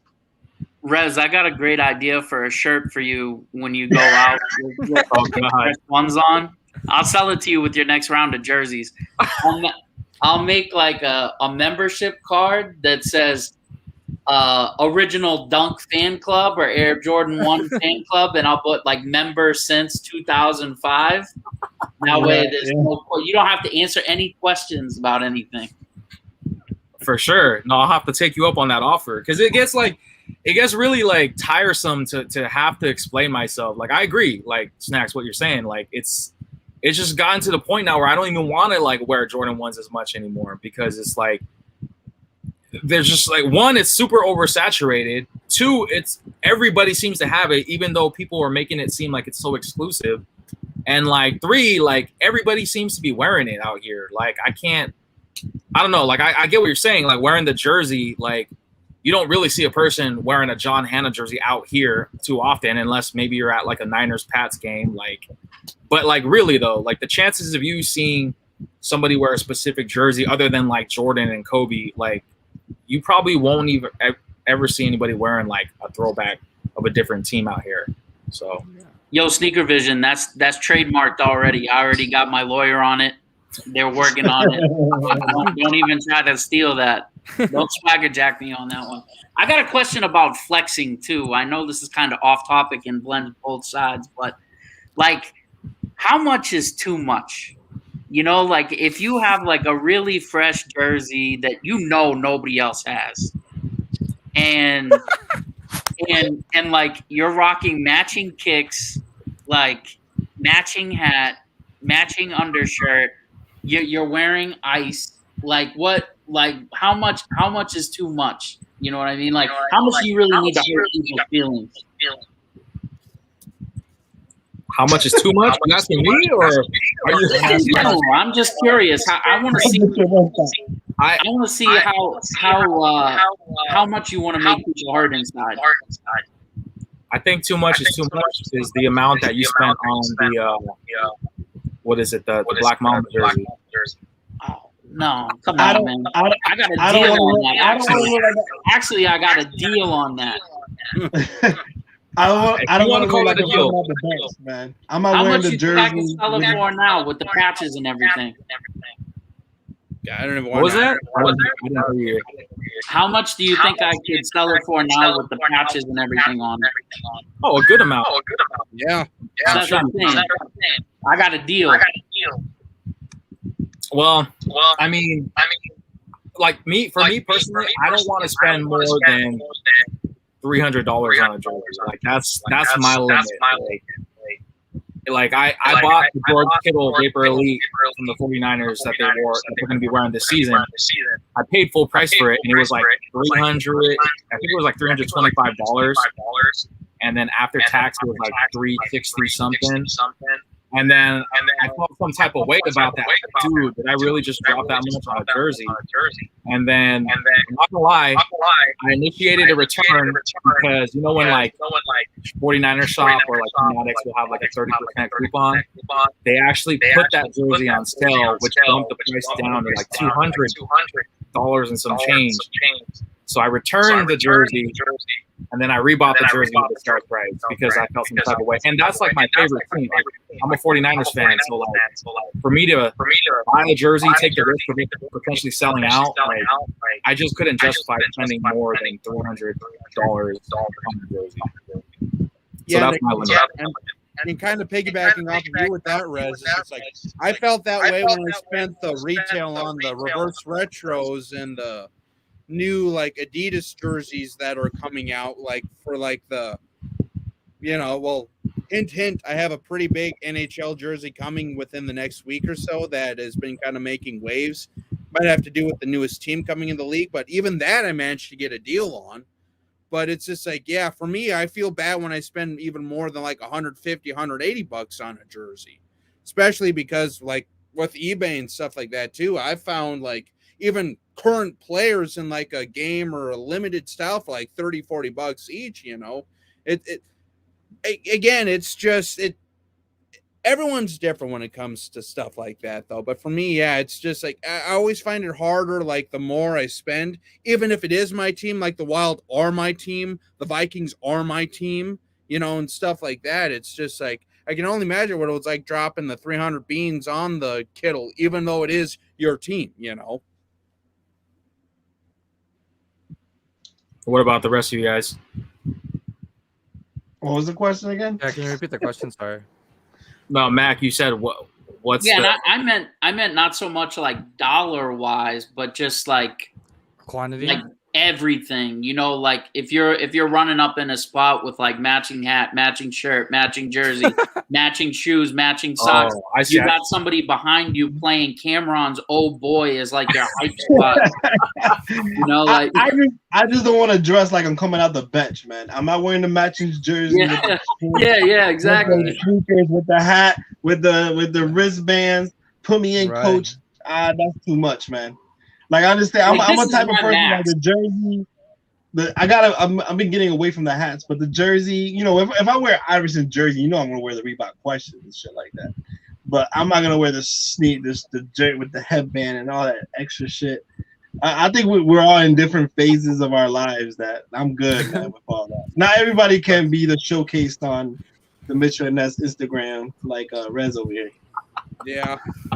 My limit's pretty much like where Mac's at too, but like sometimes I'll throw on a pair of sneakers to kind of go with the jersey, like the Great Fives with this, for example. But like I'm not gonna wear like, you know, baseball pants with this jersey and like cleats going out there. Or like if I'm rocking a Suns jersey, I'm not gonna wear like the full shorts with it or things like that. Like that's where it gets like too much of a flex for me. So I'm with you on that. I kind of pretty much agree with you. I'm very nitpicky because I hate matchy. I used to be that guy who used to be matchy with everything, but I kind of don't like that anymore. I like being like more different or to like contrast. But when I do, for the most, I'll wear like matchy when I go to sports events. Like if I went to the Sharks game, I don't mind wearing a Sharks jersey and a Sharks hat. Even the shoes, the New Balances. Josh, you know what I'm talking about? The collab. Those Yep. that's the most I would match, the shoes, the jersey, and the hat. But that's if I'm going to a game. But if I just want to wear something casual, that's as my sports team, I'm gonna wear like one item tops, like just either the jersey, the hat, or the shoes, not both. Sometimes though, it kind of depends on my mood. But I think after 2 items, and if you're not going to a sports game, I think that's kind of too much now. I agree with that. I never understood wearing the jersey at home while you're watching the game. That's just me. I'm like, especially if you're home alone, it's kind of a little bit right. I think it's like a superstition for a lot of people. Yeah, you know? I get that. But wearing the jersey like when I'm home, like, yeah, I'm like, all right. Right. I think yeah, like for me, like I'm pretty much with most of you guys. Like everything I could do the matching hat with the jersey, but anything below that, like, you know, I mean, maybe with the shoes, like I try to contrast the shoes like with my outfit, but usually like I try to be very neutral with it. Like I don't want to wear like a bright ass yellow jersey with a bright ass pair of yellow kicks and a bright ass yellow hat. You know what I mean? Like, So you don't want I'm not bagging on anybody. Huh? You don't want to be a construction worker then, you know, like standing on the highway, like No, definitely I not. You always know? feel like if you have a loud sneaker, let the sneaker do all the Yep. let the sneaker do all the talking. You know what I'm saying? No, yeah, absolutely. Like Balance. Don't be the mannequin at Foot Locker. That's what I'm saying. Don't be that mannequin. I mean, that's why The you people never that buy see the whole suit. I got the whole elephant print outfit. elephant.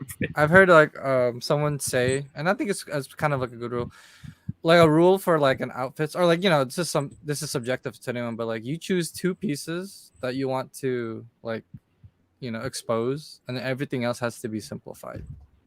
2 pieces. That's like what people say. No, facts.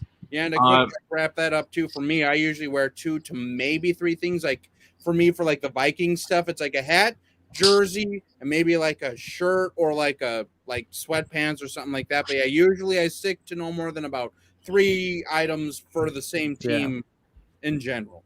Usually. It ain't 2002 anymore. Facts, man. No one likes matching no more. No, we got to bring It 2002 reminds me of like back. A-Rock back in better the day. time. Like you guys remember A-Rock on YouTube, like where he'd have like the coat, the jersey, the hat. I mean, That was I the shit, just though. can't. Like, I can't do like one thing I can't do. Like, I know Jays, you said like maybe when you're at like a sporting event, like you'll wear like everything and stuff. But like one thing I can't do, even if I'm at a sporting event, is I can't do like a team jacket and then wear the same like the jersey under the team jacket. And like I saw a guy.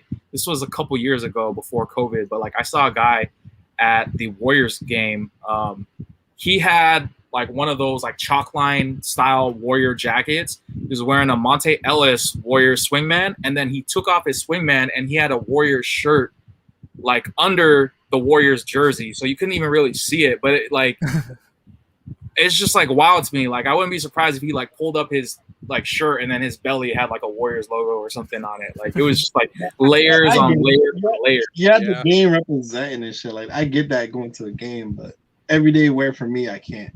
I used to be that guy, you know, the Cameron days, like the jeans with the NBA patches on it. Come on, man. Everybody had one of those. Oh, I love those. I'm looking for a pair of those. Those were the shit, man. I mean, The unk pants. I love those. I was just on Josh. Well, in my defense, I wear a jacket and jersey, but that's when I go to the Giants games because they're cold. It's cold in San Francisco, you know. So that's true. I need yeah. that little jacket. But I get what you're saying. It doesn't have to be a regular jacket, but I like wearing my Giants jacket under my Giants jersey. What do you guys consider cold in San Francisco? So me and M Diddy can laugh at you guys. Yeah, and I, because can I mean, too. we live in Silicon Valley, so it's even that's even the more hotter part already of the Bay Area. So every time I already go to the East Bay, like Oakland, San Francisco, I'm already cold, man. I'll tell you. Yeah, I'll tell you this. Like, to answer your question, Snacks. Like, on a real hot day in the city, it's probably like low 80s. Like, that's I'm talking about what's considered cold over there. Yeah. What's considered cold in San Francisco? Like anything I feel like below 75 degrees. Oh my god! Yeah. That's Actually, like let's get to negative. Then we're talking cold there, buddy. I'm from Minnesota. Iowa, that area. If it's above 30, we're outside drilling. I don't. If it's above 32, we're good. My I'm cousin's not kidding girlfriend. even. My cousin's girlfriend, she moved from Michigan to here in the Bay Area, and when she sees us wearing jackets and stuff in this weather, she's wait. Time "Why out. you guys so I'm going to cold?" cut you off. We agreed we wasn't going to talk about Michigan, man. Oh no, I'm not like that though. She was laughing at us. I mean, I told you it was gonna get thrown in here. yeah. I told you Michigan was gonna get thrown in some way. Jesus. My bad. I mean, not you know what I mean. It wasn't. Yeah, go she ahead. was I'm just sorry. laughing Go ahead, at us please. because she was laughing because he's like, "Oh, you guys think this is cold? Like, it's not." I'm like, Yeah, I you know mean, what? this is where I grew up, so let me like, that's how it is. You can always tell it's about 50 degrees or so because it's like the people from the north are wearing t-shirts and pants, and the people from the south are like all bundled up in like winter gear. Yeah. 50 Nah, degrees? When it's like Bay Area throwbacks in SF is consistently 60s. So yeah, I mean it's pretty for us, like as Californians, I feel like it's when we go to San Francisco, it's you rarely ever see like somebody wearing like a full-on like tank top like out there because it gets pretty cold out there. Like I've been there on hot days, like real hot days out here in San Jose when it's like 90s, almost 100. And over there, it's like 80, 85 is like the highest it'll get. Like you never really see it in the 90s. Yeah, like my friends who are probably are from SF, that's probably not cool to them either. You know, I think it's just because I mean I'm from SJ, and SJ is one of the. It's like so hot here in SJ, so when I go to like SF, it feels so good. But I have friends that are from SF, and when I'm wearing a jacket, they're just wearing like a t-shirt or something because that's regular weather to them too. I guess it depends where you grew up to, you know. Yeah, like cold for me is anything below 95. So yeah, you're in Arizona, right, Tyler? There's no way, dude. I'd be able to live out there. There's no way. Really, it's like anything below like 60 is where it gets cold. But yeah. Same. Big Slim, go Wolverines. So just an FYI, guys, just to provide context to this comment, Snacks despises Michigan. He does not. He's a Buckeyes fan, but he hates Michigan with every fiber in his being. So I find it to be entertaining. Sorry, but yeah. We may That'll be have cooking that up some Michigan football jerseys, maybe. Oh, Yeah, you Some can keep Detroit that Lions shit. stuff. Mitchell and Ness is coming out. Mitchell and Ness is coming out with Michigan bullshit, and they have the nerve to come out with a whole Ohio State lineup, and now they're gonna come out with Michigan shit. Get the fuck out! Michigan gets. So you wouldn't rock like a Desmond Howard or a Charles Woodson? I would never. I don't even wear navy blue and yellow, bro. I have nothing. Hey, I refuse to it's wear the Maze. colors. What about the Hey, I Pacers? feel that way with green and gold. That's so the I last understand. time I ever wore those colors was a Pacers jersey, and I sold it. Dang. I I feel don't own that. anything that's navy blue and yellow together. Yeah, well, you I know? still feel sick because I own a Packers jersey as a Jerseyhead, so I understand that one. Being a Vikings fan. My Nah, high it's school not colors the is same. It's navy not and the same, gold. I man. love that It's color not the same. combo. All right, let me let's go back to the topic of discussion here. We kind of got a little, we kind of digressed a little bit. It's all good. It's good. I want to talk about like resale value. Like, Oh man. does this dictate, like, does this mean anything to you, like, for the sneakers or the jerseys? Can I start off? You guys know my Yeah, absolutely. I hate it, obviously, because I mean I like wearing my shoes. I buy what I want. Like I buy what I'm gonna buy it, I'm gonna wear it kind of thing. And it really sucks that so I've talked about this with Josh before. It's like it's so cringe. Like I can't buy my shoes I want for retail. And I hate reselling, but I have to buy all the other shoes I don't like so I can resell that shoe so I can buy the one that I want. And I hate it. And me and Josh always say, the game's messed up. And it's true because, resell is resell. I really hate it. It sucks. I mean, that's pretty much it. The only comment I have to say about this, which I already repeated, there's no resale in the Jersey game. Obviously, I'm giving a great example, but those are like a rarity of, it's LeBron James 1 and 2. It's like a hard jersey to find. As far as like the everyday jersey, there's no really resale like that. But the one thing I hate about the jersey, the sneaker community about reselling is like the one thing I can't stand. I never understood this. That you have a sneaker, you're really happy about it, and everybody's like, "Oh, them shit sat." I'm like, "Oh, like so they get whacked because the sneaker sat and didn't sell out." You know what I'm saying? I hate that. I never understood I hate that too. But I hate when they say, "Oh, those sat." I'm like, "So the fuck?" So I guess they're garbage. But obviously there's resale in the sneaker game like crazy, and I think sneakerheads brag about more how much they spend than actually they actually save, in my opinion. Yeah, and to kind of give my 2 cents on that one there too, like for me personally, I don't think resale only dictates the value if it's a shoe I really, really want, right? Like it doesn't dictate the value to me personally, but in like sneaker collecting in general, resale is ultimately what's going to dictate the value of any sneaker at some point if it's a coveted enough shoe. But like there's also some shoes that resell for crazy amounts of money, like those original Yeezy foam runners that are just trash. Like I will never wear a pair of foam runners ever. I can't do it. I can't style it. If you can, more power to you. It's not me. So like resale doesn't really dictate the value unless it's a shoe I already want and have no other choice, which unfortunately in sneakers is a lot of times the case, more so than jerseys. Yeah, I agree. I mean, I think like if you're looking at it from like a profit standpoint, then obviously like jerseys probably you're either going to break even if you're lucky or you're going to take a loss, depending on what the jersey is and who the player is. But I don't know. I mean, it I guess in this day and age, in the current state of the jersey game, like it's kind of hard to say, because like there's so many different jerseys now. Before it was a little bit different because you only really had like, You had your replica screen print jerseys, you had your swingmen single stitch jerseys, and then you have your authentics. And you know, like depending on what the type or tier, if you want to call it that, like of the jersey, I mean, you could potentially make money off it. But I mean, with a sneaker game, I mean, there's no comparison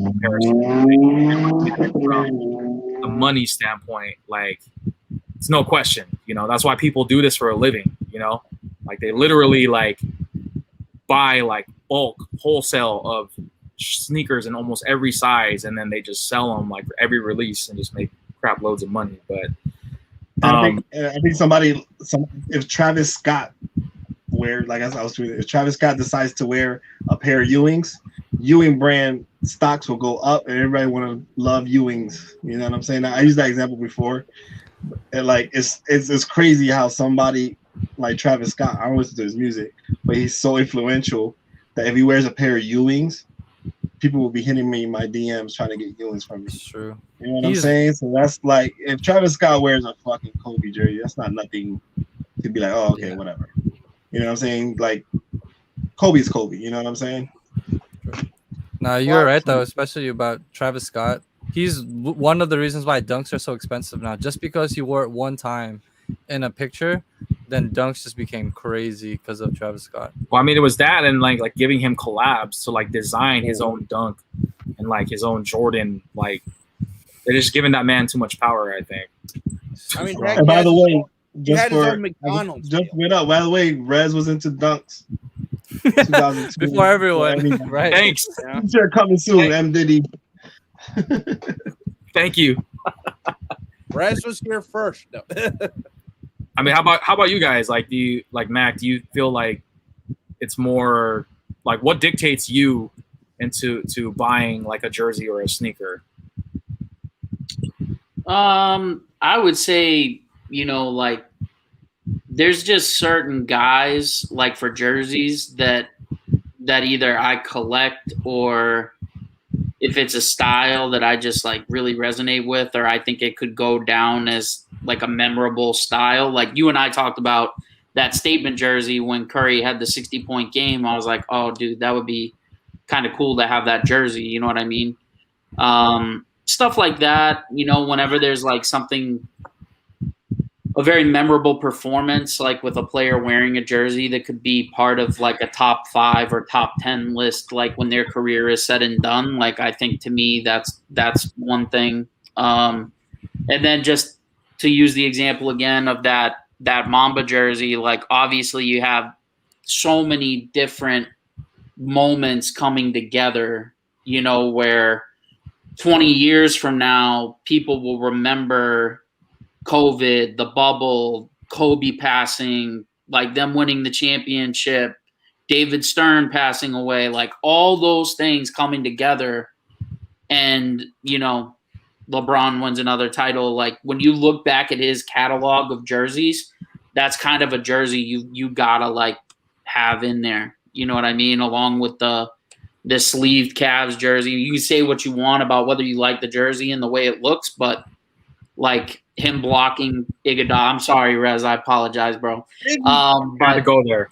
But yeah, I'm sorry. But like that's one of good. those moments, you know what I mean, where when you look back at his career, you know, you're gonna want to have that. So that's a lot to me. For shoes, it's kind of similar. The only additional thing to that would be like there's something about like getting a shoe that you wanted that like all your friends had, you know, when you were in school, like the best player on your basketball team, maybe he wore the shoe, or other guys on your team, and you saw them and you were like, yo, I got to get those. And like your parents wouldn't get them for you. Like you couldn't get a job, so you couldn't buy them. And to me, like I'll pay money to get that. And I've been in situations where I paid for the hype, but I'm past that at this point. So from here on out, it's only going to be really like OG colorway Jordans for me. So those are dope. Yeah, I'm kind of in the same boat as you. Like I only want to collect like original colors and styles that these athletes that we all like, you know, idolize and stuff. And it's crazy because 10 years ago, or 10 years ago on all of us, M Diddy, Rez, our mentality was so different. We needed it. We needed the latest and greatest thing that came out. It's crazy as we age or the way we collect becomes different. You know what I'm saying? I'm just simple. I'm good. Like I'm good with a pair of Timbs for the winter time. You can wear any jersey you want. Wear a pair of Timbs. You know what I'm saying? So it's one of those things I can get away with it with some wheat Timbs. But before I had to, like, if I had the Larry Johnson jersey, I wanted the Converse. If I had the Iverson, I got to get the Iverson sneakers. It's got to match up. So it's crazy how as collectors how we evolve and how we change the way we collect and spend our money. And It's true. Kind of like wrapping this up too, for me as a jersey collector, I've always been a fan of like kind of like answering even when you asked for M Diddy there. For me, it's just like I've always been a fan of like the more obscure jerseys and stuff like that, you know, like going on eBay and finding like a $30 genuine authentic of, even if it's a player, like, I mean, case in point, right back here I have a Byron Chamberlain Minnesota Vikings jersey and a Jared Allen Kansas City Chiefs jersey that I think I paid a total of like $100 for both of them combined, you know. And I always love collecting stuff like that just because it's like, well, it's different, it's unique, and for me it kind of just shows a little bit of a history of like the teams that I rock and like the teams that I follow and like the NFL in general. Like that time, you know, like, hey, by the way, do you remember that so and so played for this team or so and so played for that team? Or it's like, you know, just different Jared out, or just like different deals, just different things in general, you know, like just players like you might forget play for other teams, like, because we all know that Emmett played for the Cardinals, whether you want to believe it or not, or, you know, like even now with Tom Brady playing for the Buccaneers and stuff like that, it's just like the players that were like famous for one team or another playing for a different team, you know. It's just like, for me, it's always one of those things that I really love. Like the reason why I own a Randy Moss Raiders jersey. Raiders fans probably want to forget that ever existed, but for me, you know, it's just a piece of NFL history, and I love it. And plus, I got it for like $30. So, you know, it's like one of those things where it's like you can own an obscure piece of history for like a cheap price and be like, yeah, he played for this team during this time period, and it's, you know, unique for me. So That's dope. Cool. Oh, do you have something you want to say, Jace? No, I was gonna just real quick. Sorry if I keep adding. No, on. you're good. You're good. No, I hella agree with what you're saying about the obscure jerseys. Like, so when D'Angelo Russell was playing for the Warriors, because he only played for a little bit, right? And then because Steph was injured, and then he got traded to the Timberwolves, his jersey went 40% off, and I was like, oh hell yeah, I'm gonna buy that because it's 40% off. And me personally, I like D'Angelo Russell. I think he's dope. You know, he's iconic for the ice in my veins. I like him as a player in general, and it's dope because not a lot of people is probably gonna remember that when his career is said and done. But I'm happy that I'm gonna have a D'Angelo Russell Warriors jersey. One of my players that I like played for my team. You know, so I agree with what you're talking about obscure jerseys. Yeah, no, I feel you. I mean, that's kind of, I know this is going to sound super mainstream, but that's how I felt with KD when he left the Warriors. Like 15, 20 years from now, dude, I guarantee you that jersey will be worth some money. Bro, did I tell you? I don't know if I told you guys. His jerseys, when he left, eventually $20. $20 for a KD jersey. I copped a couple of them, bro. I even saw some authentics. I'm like, you guys are going to regret it. I actually went like mall hopping like when he left. Because like literally like all Fanatics and like jersey stores and stuff, like everything was marked down on top of the sale price, and like I swooped up almost everything for KD. $20 for a jersey. Yeah, so well, I mean, just to kind of quick like throw this in here, not that long ago they had Carson Wentz Nike Elites going for $50 on NFL Shop. $50 on Fanatics and NFL Shop for an NFL Elite. Nike Elite Carson Wentz jersey. Why would you ever want to own that, though? Yeah, would it make it a hurt? Oh, here you go. Yeah, no, we won't talk about KD anymore, MDD. I know you feel some type of way with KD and Kyrie, but yeah, we'll say that. I mean, that's how I feel about LeBron, man. In my defense, I felt the same way about LeBron, like going to the Lakers. But dude, I was a fan of LeBron, like back when his like high school days, you know, when he was the Irish, and then But I liked him predominantly like during his rookie season, like when he was like going toe to toe with like Melo and Wade and all that 03 draft class and stuff. But anyways, I want to go on to the next question. So how do you guys like justify spending like X amount on jerseys and or sneakers for like whatever you're more into? I guess I'll go first again. Sorry. I think it's just how much you value it yourself. You know, how much you're willing to spend it. Obviously there's some shoes that are expensive to other people, but I think, you know, it's what I really want. So I really try to respect that, especially because I had a person, I don't even consider my friend no more. He was hating on me because I spent money on some shoes, and I was like, well, I mean, you wouldn't understand because if you're not into shoes, and it's kind of disrespectful because he has a hobby of knives, and he's like, why do you need so many shoes? I could have just been like, why do you have so many knives? You don't really need that many knives either. Yeah. It's just it's your hobby. You can spend however you want. If you think it's worth it to you, it doesn't really matter. You're talking about like cutting knives, like actual utility Like, knife stuff. Yeah, utility knife, tactical knives, stuff like that. I didn't know that was a hobby. Yeah, That's it's a knife community for sure. That's crazy. But yeah, that's my answer. If you think it's right or if you think it's good with you, that's all that matters. It doesn't matter what other people think. Yeah, and I agree Well, with Jays on like- that one too.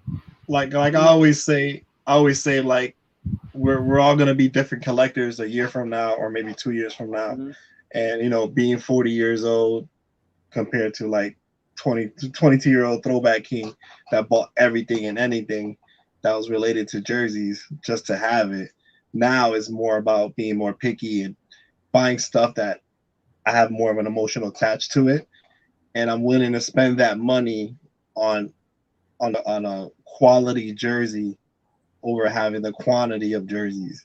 Which that mindset, if you would have told me 10 years ago I would have had that mindset, I wouldn't believe you, because I would have just bought everything just to have it and have it in my closet just to know I have it. But now it's more like I sold off a lot of stuff, and I can see myself, like I said, I've been doing custom jerseys with EFF. I'm willing to spend the $250 to have something custom one of for me that I want. So that's how I value and how I spend my money on something unique that fits what I love, instead of just spending, you know, something we all splurge sometimes. Sometimes we have like, oh shit, I can't pass on this jersey. It's only like $20 on eBay. I'm gonna buy it now. We all have that moment. But as far as being, you know, spending big money, I'm gonna be very picky on what I'm gonna spend it on. Mm-hmm. And for me too, it's just like, for me, the reason why I kind of got like this is because, well, my brother, who just passed away here about 6 months ago, was the one that got me into the Vikings. And during the time when I kind of really started following the Vikings, and sort of like the first time I saw it is when these jerseys right here, the Reebok era, like Mike Tice era from like the early 2000s, was what I remember watching.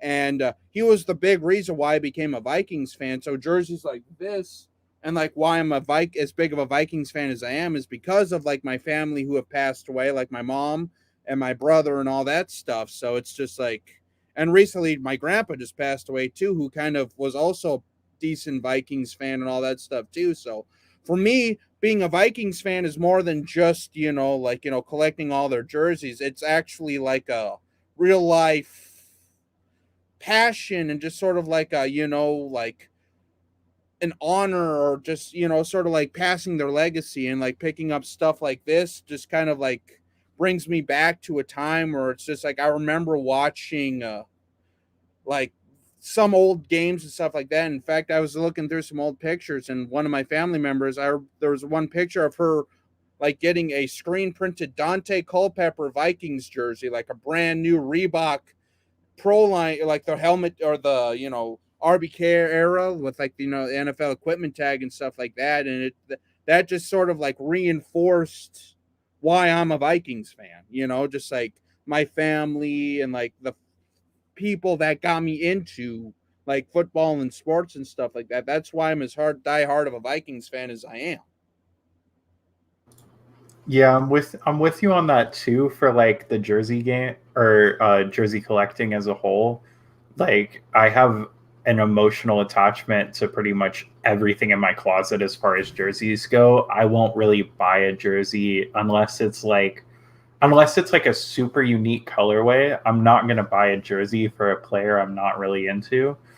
And it's sort of the same with sneakers for me. Like every sneaker in my collection personally, I have a bit of a smaller sneaker collection, but there's the emotional attachment there. Even to like the Court Purple 3s, which were a new release last year. Like those for me, the Suns growing up were always my favorite team. The first sports game I ever went to was a Suns Spurs game in like 0203. So finally having like my favorite sneaker of all time, the Jordan 3 in a fully Phoenix Suns colorway, like I had to jump on that, even though I paid a little more than retail for them. That's just like a super meaningful shoe to me because it is like a way to rep my favorite team, you know? So I think the emotional connection and the passion is there for both sides of collecting, unless you're in like sneakers purely to resell, in which case you're kind of missing out on that emotional connection, which sucks a little bit because I think it's the most enjoyable part of both hobbies. And that's why collecting is such a big thing, you know. It's just because it's like, for me, there's an emotional attachment behind a lot of the stuff that I have just because of that reason, you know. And I feel like for the resellers, they kind of miss, like what you said, Tyler, they kind of miss the point of why us collectors collect what we collect. Because for you, you know, like a certain shoe brings you back to a time period, or a certain jersey brings you back to a certain time period for your team or for your fandom or for your family or whatever, you know, it just brings you back to some good times in your life, some memories that you love, some, you know, like players that you rooted for when you were a kid, just learning about like whatever your hobby was, and just it sticks with you for life. Yeah, Absolutely. and I kind of agree with some of the stuff that Throwback King said. Like my perspective has definitely changed. Like he's been around long enough to kind of like see, you know, where I've been and like where we were, you know, in like the early 2000s and where we are now. Like I used to post like 10, 12 jerseys a clip, you know, like for pickups. No, like I definitely don't do that anymore. Like the main thing I'm picking up now is like stuff that I make, like because I can do whatever I want and I like have control over it. So I know I'm going to be satisfied with the final result. And then aside from that, it's mainly, like I said, just players that I like, you know, like Luka, LeBron, Brady. I try to pick up a home and road Patriots jersey every year for a different player just to have a little variety. And that's pretty much it, man. Like, and I think one of the reasons is whenever I go to lay that money down for a jersey, I have less justification for making a purchase if it doesn't like really move the needle for me as far as like connecting with me, because I have perspective now and I can think about what else that money can be put into and how that could potentially either improve like my situation or, you know, missing out on something. Like if I had it to do all over again, would I have spent like $10,000 to $15,000 between like 04 and 05 on jerseys? No, I would have been buying up Jordan, Kobe, and LeBron rookie cards like a maniac. And then I could have probably paid off my condo. You know what I mean? And like the last year. So being more mindful of situations like that and having that perspective, I think that's one of the reasons why it's a little bit harder. There's always exceptions, like the Black Mamba jersey I mentioned. Like for that, I never spent that much on the jersey, not even close. But I saw that and you know, it's an opportunity to add something to an already big collection that I had. And I felt like it was appropriate, you know, to put that money into it. And I think, you know, over time that's going to be bared out to be a good decision. But I don't mean to cut you off, Diddy, yeah, but like, do you mind disclosing how much you spent on that jersey, or is that something you want to keep private? I don't necessarily mind, because I think, like I said, I feel like I got a good deal on it. It was, so just for some context, they, I think, had made, or like, so what had happened was, they had these Black Mamba blank jerseys from like Julius Randle and Brandon Ingram's like rookie year. I may be messing that up slightly, but the whatever year was that they wore those as the city editions, they had leftovers. And then when Kobe passed and they ended up wearing them in the bubble as a tribute to him, they took those blanks and customized them into LeBron, and they put the name on the bottom and the number on the top, just like they were wearing in the bubble. And they sold them through the Lakers store online. And I want to say, I saw numbers for it at some point. It was under 30 for sure. And I think it was under 24 in, like 4 or 5 different sizes. So you're looking at like probably 3 to 4 max per size, I think. Some cases even smaller, I think, for like 44 or 48. And so, like I saw them on the, I didn't get them when they released online, so I had to pay resale. If you got them online, they were like, $250 or whatever. But I paid $800 for it. And I mean, like, I have the ability, like, I'm going to add the Kobe Bryant patch, accurate patch, the David Stern band, and I'm probably going to eventually be able to add the finals patch to it. So in my opinion, that $800 investment in, 10 years, maybe even as little as 5 years, is going to be a $5,000 to $10,000 jersey. So that's not that bad for me, and there's not a lot of risk there for that 800. Like, I feel like I could turn around and sell it easily, get my money back. So, yeah, that's kind of a little bit more background on that. So what prompted you to pull the trigger and spend $800 on it? Was it like it was the deal aspect, or was it just because it's more of the collector aspect in you? A little bit of both. I think it was like partial opportunity, in that I felt like over time that jersey was going to triple like 3x, 4x, 5x in price. And I just happened to have the money, like I just gotten a bonus from work. Like, it just kind of worked out right. So I figured, why not? Like, what else am I going to put this money into? I'll put it into this. I could go back and forth like, oh, I should have put it into, I don't even know if there's like a card or a comic. That probably is a card or comic that I could have put it into that would have probably gone up around the same amount. But I still think it's pretty solid overall. Just to add, Mac, there is something that you could put it into. It's called the Rez donation fund. And basically it goes towards all proceeds go to Rez and future Songbird, right? For the wedding. Yeah. Yeah. No. I'm just messing. All right. Another question I want to move on to. We're 2 hours in, guys, so I know we're doing 2 hours strong right now. And shout outs to the people, all 13. I think there was like 20 people here at one point that were tuning in. But shout outs to everybody in here tonight. Thank you for tuning in. If you guys are new tuning in, by the way, just some context, guys, to my scheduling. I typically don't go live on Fridays. There was a different of scheduling conflicts. That's why I decided to go live this Friday. But normally, if this is your first time tuning in, because I've seen some new faces in the comment section here, but if you want to catch me on here, you could catch me every Wednesdays from 6 p.m. Pacific Standard Time, 9 p.m. Eastern Standard Time. Then also follow me and Instagram and YouTube as well. I do a lot of my updates. I'm very active on Instagram. I post almost religiously on Instagram. So if you want to really see like live up-to-date updates, check me out on Instagram at REZRECTION. But okay, going to the next question that I want to focus on. I want to focus on the jersey community and the sneaker community. I know we are all part of one or both, but like from what some of you guys have been pointing out, like Jays, I know you mentioned earlier in the stream, you were talking about like stuff being like toxic, like the community being toxic and stuff like that. Like how do you guys perceive the communities that you're a part of?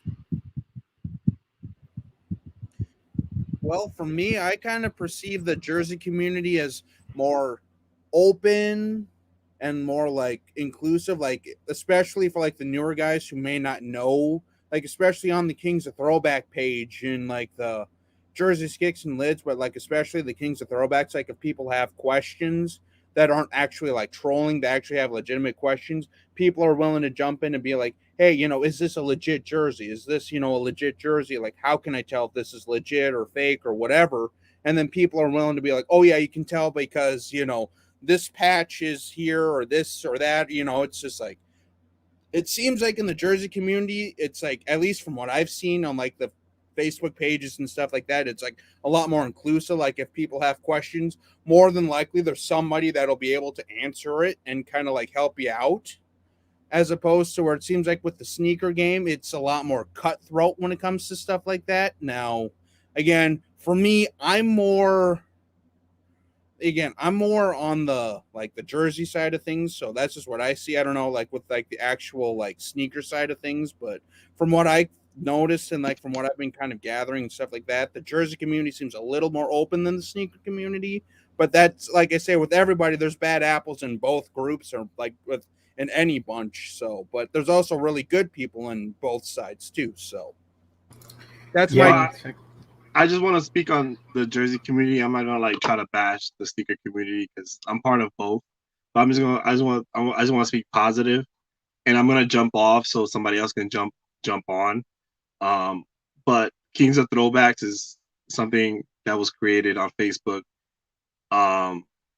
through, you know, the jersey love that I have, and I wanted a place where other jersey people that have the same passion to join Kings of Throwbacks. And we also have Jersey Kicks and Lids, but it all started with, you know how we had Nike Talk back in the day. We had, you know, Next Level Talk, and which M Diddy can probably speak on more than me. But Next Level Talk was a community of Jersey heads.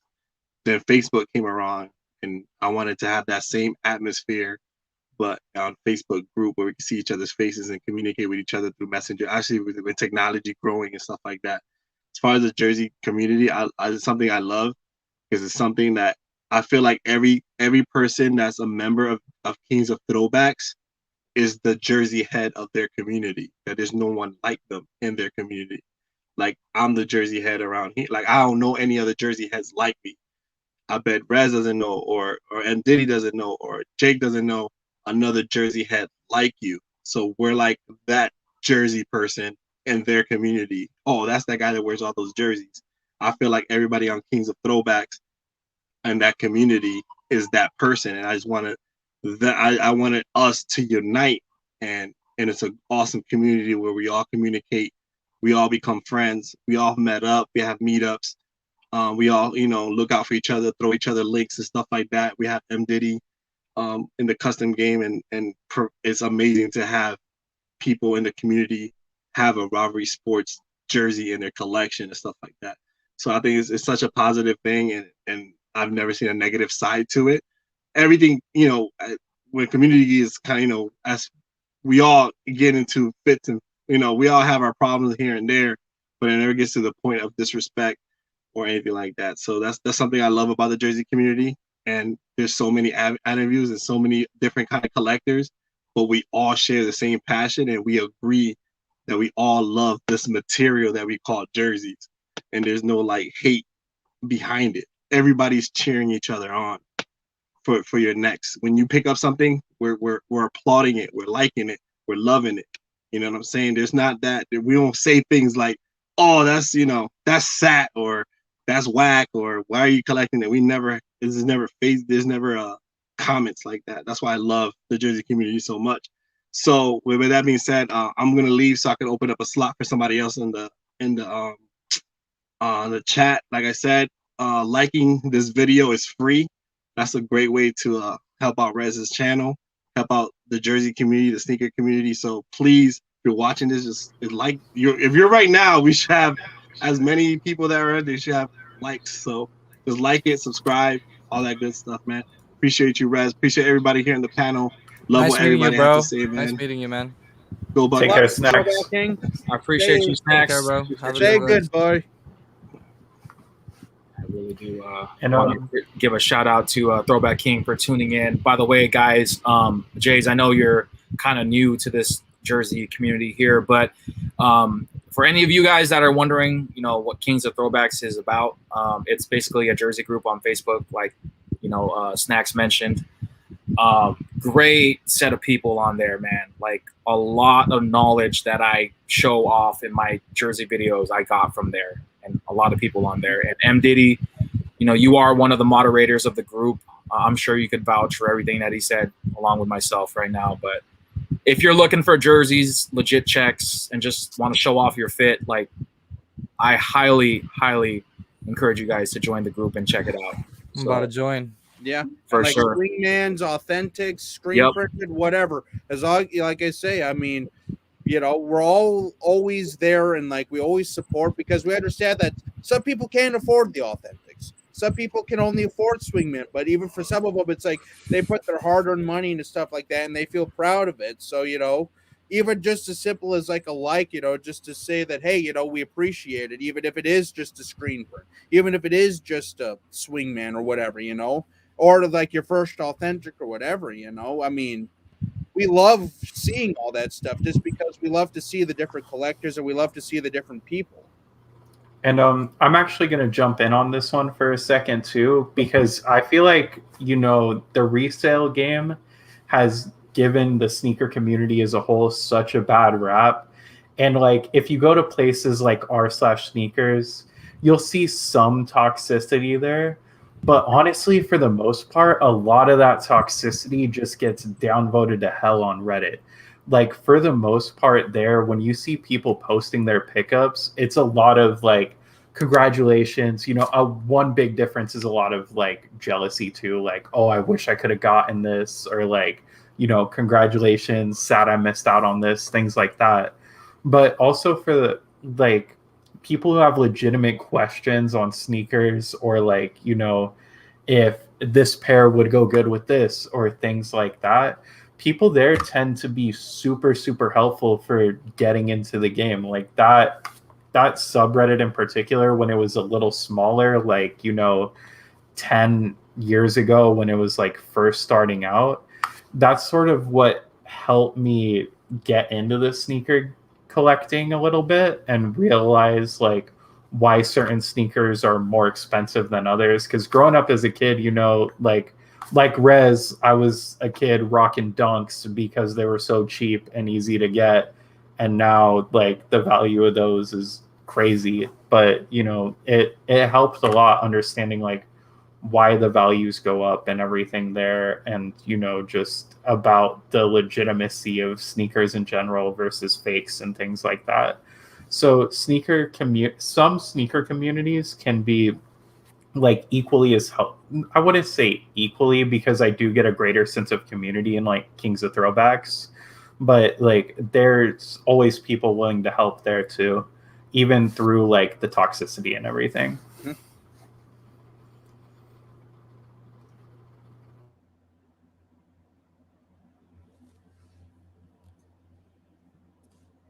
Trying to get the audio set up, you guys. My bad.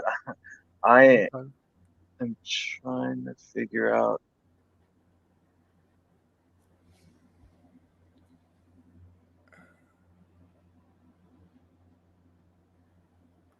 Josh, I can't hear you, bro.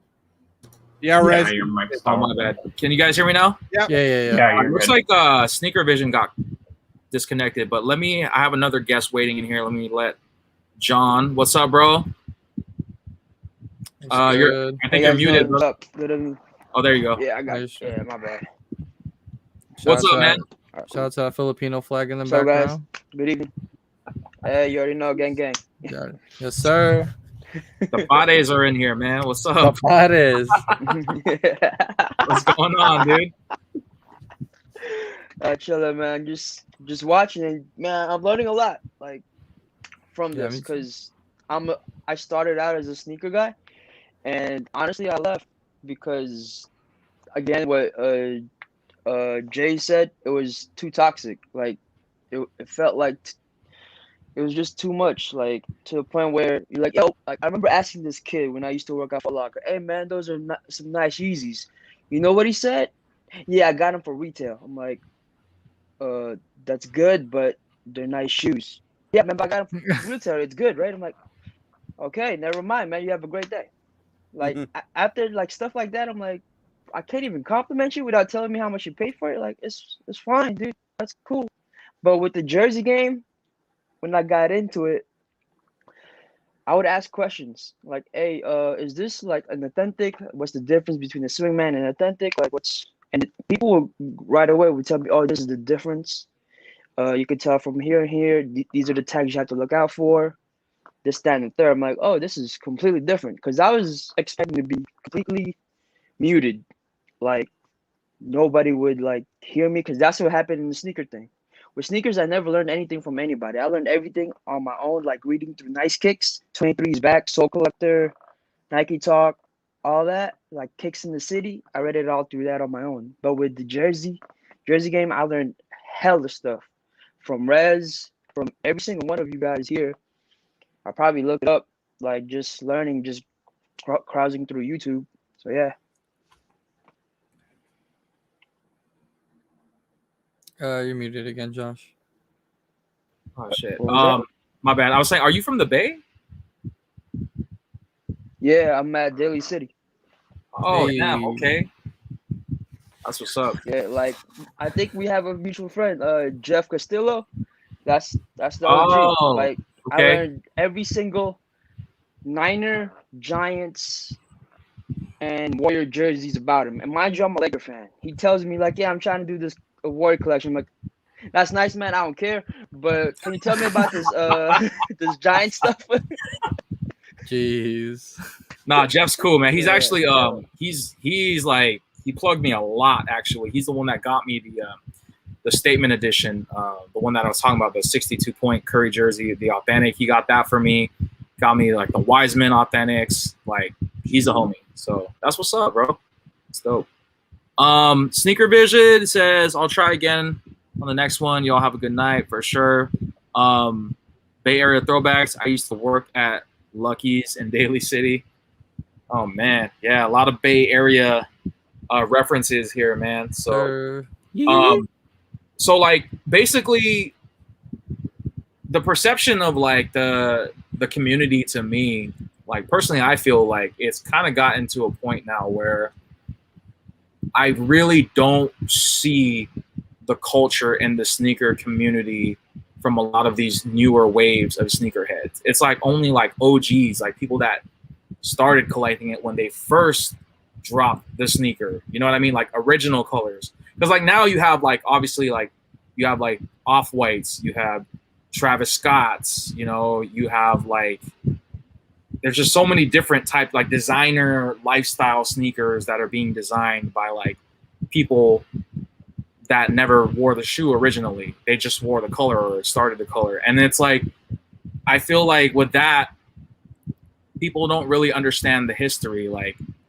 behind the actual shoe itself, you know? Cause like you have Travis Scott, I'm using him as a reference because he's like probably the, like one of the most influential right now, like rappers / I guess collaborators with, you know, big brand like Jordan Brand and Nike, who was designing these sneakers, but the silhouette or like the shoe itself was worn like almost decades ago from like Jordan, you know, or even in the early 2000s eras, like, and I just feel like people use the money aspect to dictate what's better. I guess they kind of put it on a pedestal, like it feels like they're better than other people, almost like an elitist mentality.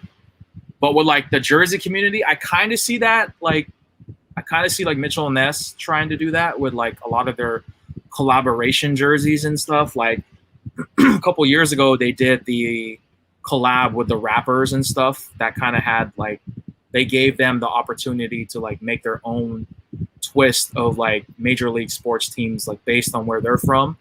So like Jays, I don't know if you know this, but like E40, he did yeah. the Bay one. I have that jersey. Like he did that. I thought that was fire. But like, you know, like you had who's the one that did Bruno Mars.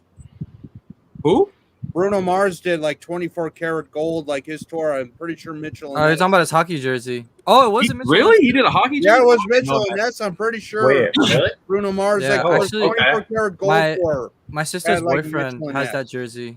Actually, I've seen That's it. crazy. I never seen it. I gotta It see looks a pretty picture cool. of It that. looks nice, actually. Or like for the rapper collabs, like the No Limit Pelicans one, I still need that jersey. I know, like, you know, it's corny as hell, but No Limit's been like my favorite rap group since I was like 6, and I need like that Master P No Limit Pelicans. Just I need to rock that jersey still. So I get like having the E40 one too for the Bay Area, like. Right.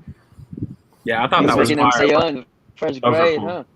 But see, like, I'm not trying to say one is better than the other, but like, I feel like there's certain people in both communities that are toxic. Like, we all can agree on this, but like, for example, when those jerseys got posted, like when they revealed the images of those photos, everybody was saying they were trash, like they were knocking it. But some people were like, I actually like them, you know, and then like people were bashing them. They're like, how could you like something so like garbage looking? It's not an original, you know, it's like a mock-up jersey. And it's like almost like the same thing with the sneakers.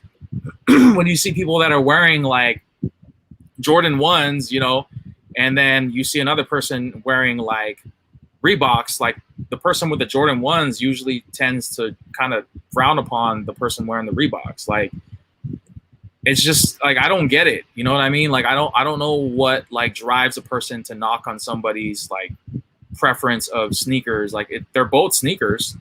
They both were worn by an athlete. So what, I don't understand what the whole deal is. You know, I don't know if it's because of the money price point behind it, because of the resale value, because of the player who wore it. Like, I don't know. I don't know if you guys can chime in or put any insight to that. But honestly, it's the resale value. People just care about how much money you have. Like, if you walk around with a pair of D Brown pumps and you're walking next to somebody that have bread 11s, everybody's gonna look at the person with the bread 11s. They're like, kind of, this homeboy got pumps. What the heck is that? Like, they won't think of it. Like, the only thing they'll think of, man, that man shoots $500. That's it. yeah, that to me, like, is just, I feel like they got it backwards. Like, it shouldn't even matter about how much you know money you got in your pockets. I mean, really, it's like, who the fuck cares? You know, like, excuse my language, but like, who cares? You know, apparently everybody, or most of these people that we're referring to, does. But so okay, I want to kind of wrap things up, but before I go, I kind of want to ask a couple more questions. You know, my next question that I want to ask everybody in the room is, like, in terms of like the overall aspect of just being a part of the community, do you have like any regrets, like being a part of either community or both, if you guys are into both? Go for it. I was just gonna say my only regret is how much more money I spend on both now than when I was out of the communities. But like, not like at this point, I know sort of, you know, the sneaker people I can trust and like the jersey people I can trust. And so at this point in collecting, like, I don't really have any regrets because I've made some really cool connections along the way, and people who I know are willing to like help me out with, like, you know, getting jerseys I like. Not so much sneakers, because nobody's going to sell below the resale value, even if it's like, you know, one of your grails. That's just how it is these days. But like, there's no real regrets to be had because I think there's a lot of good people in both communities. It's just the sort of like bad collectors in the sneaker community can kind of overshadow that sometimes, which sucks because I met some really, really cool people through collecting sneakers over the years.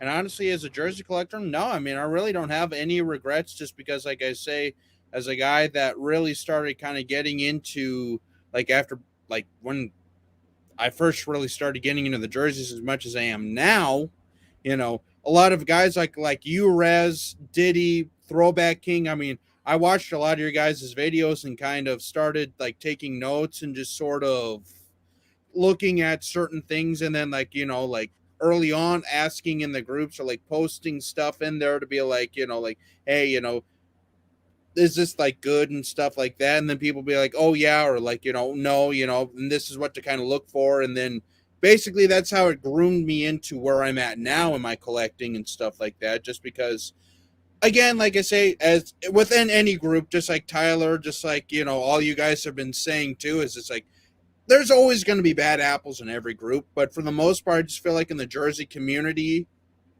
I haven't had any issues. And like I say, and because of that, I feel grateful that I can, you know, feel comfortable enough asking and posting and like helping out without feeling ridiculed or like, you know, talked down upon. So.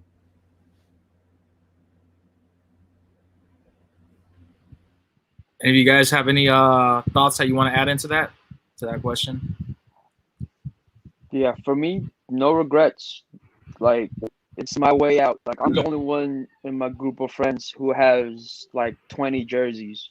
And when I ask, back to Jeff, when I would ask Jeff, I'm like, a question, he's like, don't you have your friends to ask for this too? I'm like, nobody in my friend group will spend $250 for a jersey. Nobody's like that. I'm the only one in that group of friends, and you're the only person I can somewhat relate to about it. Like, that's why I asked him for questions. And yeah, I got no regrets. It's my way out. It's like when I get a new jersey or a new sneakers, well, it hasn't happened in a while for the new sneakers part. It's a thrill. It's like when you open it, you're like, damn, I got it. Okay, now I gotta get the next one. It's that thrill. It's my way out of just of the reality that's going on. So yeah, so no regrets. So sad. Yeah, I'm just same. I agree. I just regret spending money. That's pretty much my only regret. I regret. Yeah, I into would have a hobbies that are Challenger expensive. Scat Pack right now. Yeah, I would have a Challenger Scat Pack or a Red Eye in my garage if I didn't have this hobby. Let's just put it that way. Yeah, I would definitely say no regrets over here. You know, when I started doing this, you know, when I was 10 years old, you know, I could have never dreamed the types of people that I would meet, you know, along the way that kind of shared the same passion that I had for that sort of stuff, you know.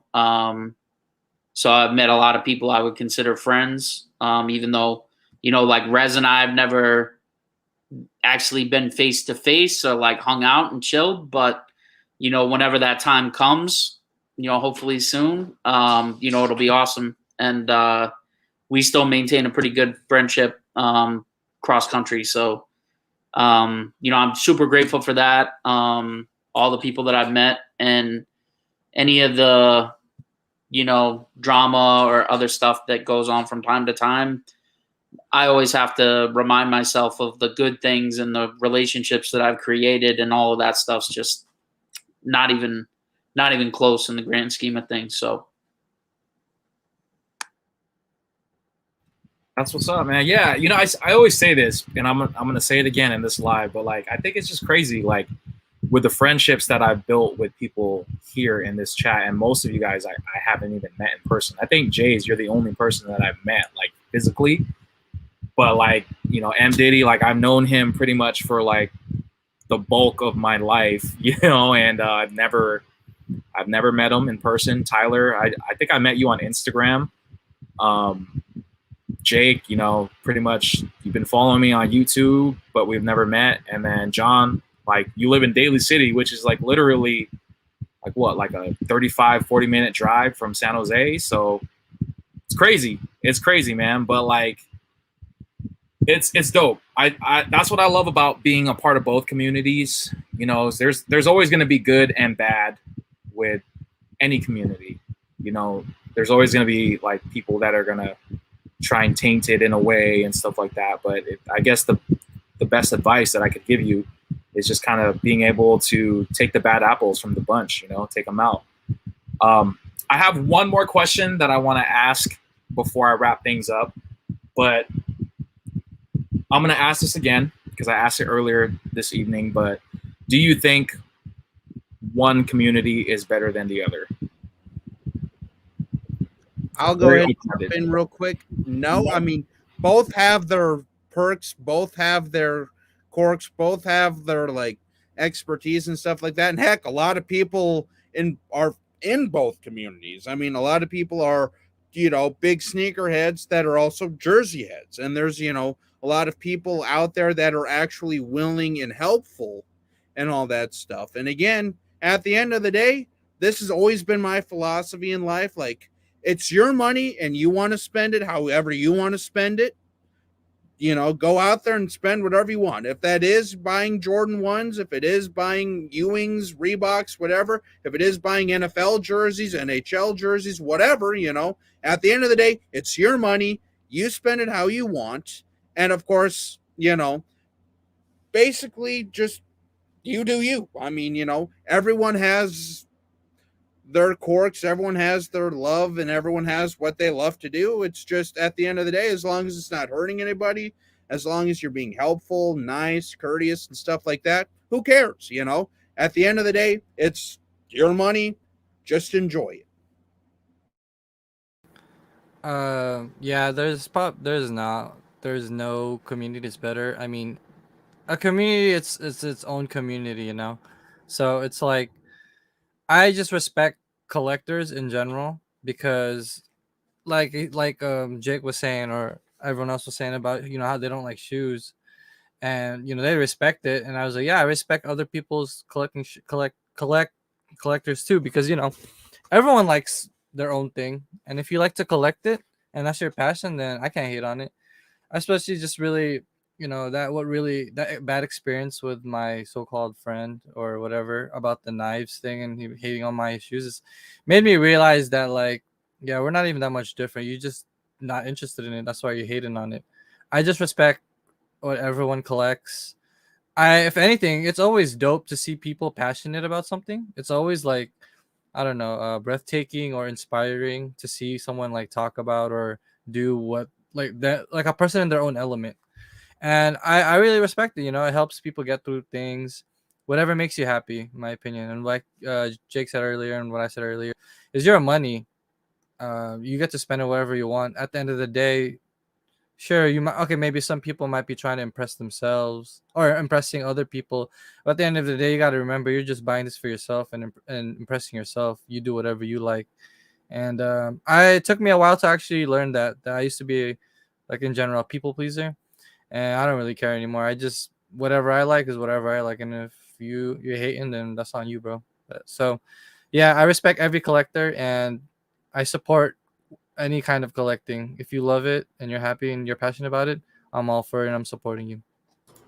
Me and Jay sort of came from the same spot there, because I used to be the exact same way. Like, I'd buy stuff, when I first started collecting sneakers, I'd buy stuff because, like, it looked cool and I wanted to show off. But that sort of also made me realize just how much I actually enjoy, like, wearing shoes and looking good and feeling good for myself. So, it's like, starting as a people pleaser, I feel, can kind of develop like that self-confidence aspect to where you can be like, yeah, whatever, I'm just gonna do me. Like, I don't care what you think. If I feel like I look good wearing it, that's all that matters to me. So Yeah, I feel like one thing that's made it really tough with the sneaker community, like, I first kind of became aware of the sneaker community probably in 2000, which was only a year or two after Nike Talk launched. And so I have a little bit of perspective about, like, the close knit, tight communities that kind of formed regionally from that movement at the beginning. And I think as time has gone on and more people have, gotten into that as a hobby or a side hustle or whatever the case may be, it's just kind of muddied the waters, and it's made it a lot harder to kind of find those people that you, like, really connect with and resonate with. So you just got to look a little harder. I don't think it's necessarily that it's like a worse community. You've just got to try to like put a little bit more effort in if you want to like build those relationships. Whereas the Jersey community, very small, very tight knit. You know, some of us have known each other, like Rez said, we've known each other for years. Like I can remember talking to him, you know, like 11, 12 years ago.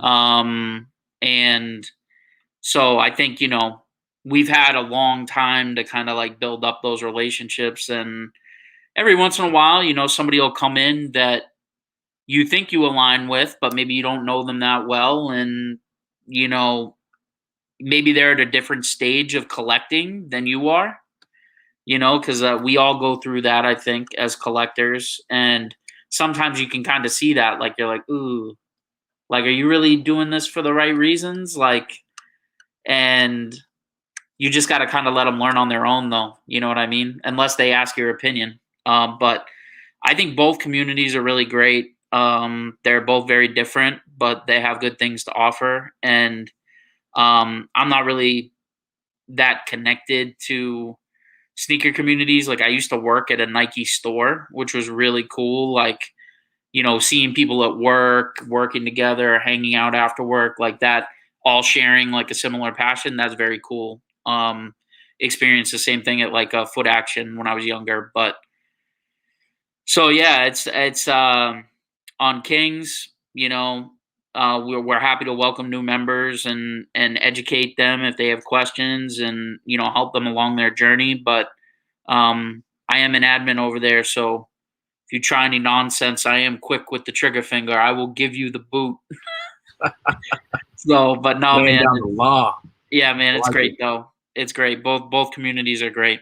So Yeah, for me, I have to go on the Jersey side because working at Foot Action, Foot Locker, and being the assistant manager for a Foot Locker, I seen the bad side of sneakers. Like I had a guy threaten me because I told him we're sold out of the like the red not Jordan 9s when those came out. I was like, yo man, those are all gone.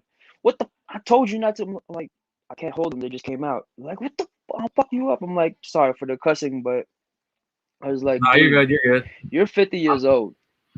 I'm like, dog, you 50 years old. You really about to lose? You doing this for a sneaker? All right, I like your priorities, my guy. And but yeah, I like the Jersey game a lot more better, I guess, because it's more friendlier and it's more accepting rather than with sneakers. It's more like standoffish. Like, what do you got? Oh, you got the Travis Scotts. All right. Well, I got these Red Octobers. It's too competitive in the sense where you can't really just have fun anymore. So that love and passion for sneakers that I had is gone. Like it's now I'm transferring into different passions because I don't think I'll ever get that same like passion back for it. Because I remember going to DXC at City Nights and just interacting with people saying, "Oh man, you got dope sneakers. Hey, this, that, and the third." Now it's like, "Yo man, what do you got?" Like you're sizing them up. I'm like, I'm just saying you got nice sneakers, bro. But yeah, I say the Jersey game is a lot more better in my opinion. And it sucks that like people sort of ruin that passion for you too, because you know, for me, like it's been challenging at times for sure. Like I get you. I have seen like some bad stuff with sneakers over the years too, like being in a Foot Locker and seeing some dude mad over, I think it was like the Unite threes, which sat for a little bit even, but like our Foot Locker was sold out of those in particular, and I saw some dude mad about it, and I went in there literally for like the same exact shoe, and I just ended up leaving with a pair of like Forces or something instead. But like it's stuff like that where you see like how when people take a hobby too seriously and they treat it like in a confrontational sense almost, if they can't get what they want, that's just corny as hell. And it's annoying that like people like that can really ruin something you're passionate and love. And that's like I do feel like the Jersey community does have a lot less of that. And so it's just it sucks that that situation happened to you in the first place, where someone's threatening you like while you're just trying to do your job. and then like it sucks even more that that ruined something you were passionate about too. Yeah, I Yeah, the kind of most feel like confrontational with the jersey. Oh, no, go ahead. I was I was gonna say the most confrontational thing in the jerseys is there's a Laker fan and there's a Celtic fan talking. That's it. That's the most confrontational I ever saw, and it I mean, was funny. That's it. But yeah, don't get me wrong. Like, I'm not saying like the Jersey communities are saints, because I've definitely read some like really bad stuff that happened, like with like rival teams, kind of, the fans going at it and stuff. But I mean, I get what you're saying. Like, I feel like with the sneaker game, like, or the sneaker community, there's just too much politics like behind it. You know what I mean? Like everything from like backdooring pairs to like getting a bot, to like just the overall like forming a camp out line at a certain time, and then the raffle ticket system. Like, it's just, I don't know. There's just like too much like conflict of interest involved in that. add something on that backdoor though. I used to backdoor them too. I could tell you a story of how I used to do Traitor. it. How I used to get paid. No, can you share that? I mean, Yeah, I actually want to know that. It seems interesting. Yeah. I'm curious. All right. So let's say a store gets 36 pairs of sneakers, right? Each box contains 12 pairs of sneakers. That's ranging from either size 8 to 12, or 8 to 13, or 8 to 11 and a half, just depending on the variation. Let's say, and I would know the stock guy, and I would tell him, hey man, you see that box right there? I would just point at a random box filled with brand new sneakers. I'm like, yeah, what's up? Put that to the side. And I'll give him like $20 or $50, give it to him, and he put it to the side. Mind you, I'm the assistant manager when I'm doing this, and my manager knows what I'm doing, so it's cool. And I would talk to guys, like I would talk to like my my clientele, and I'm like, they would go up to me, hey man, I didn't hit on that raffle. You think you got stuff for me? And I would ask them, hey, what size? And they would tell me, like, let's say a size 9, whatever. We get a size 9, and I'm like, all right, give me my entrance fee, like give me my fee. And let's say if it's a Jordan 11, I would make so much money off that.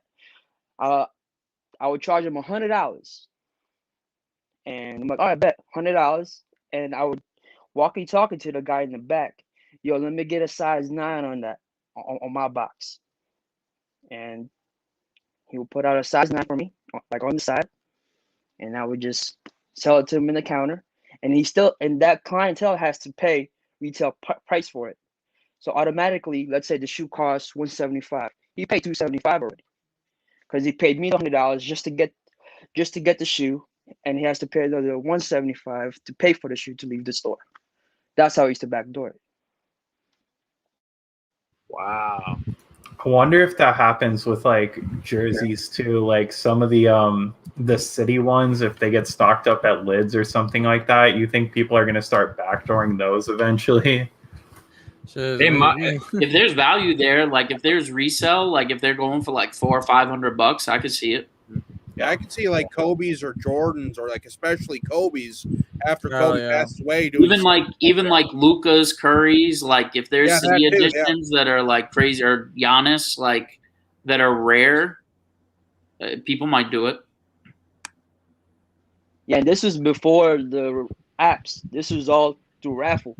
So I used to love raffles. Like as an employee, I used to love those. I'm like, oh, this is easy money. That's crazy because the way you explained it, because I've heard some stories of backdooring in Milpitas and in SJ's Shoe Palace.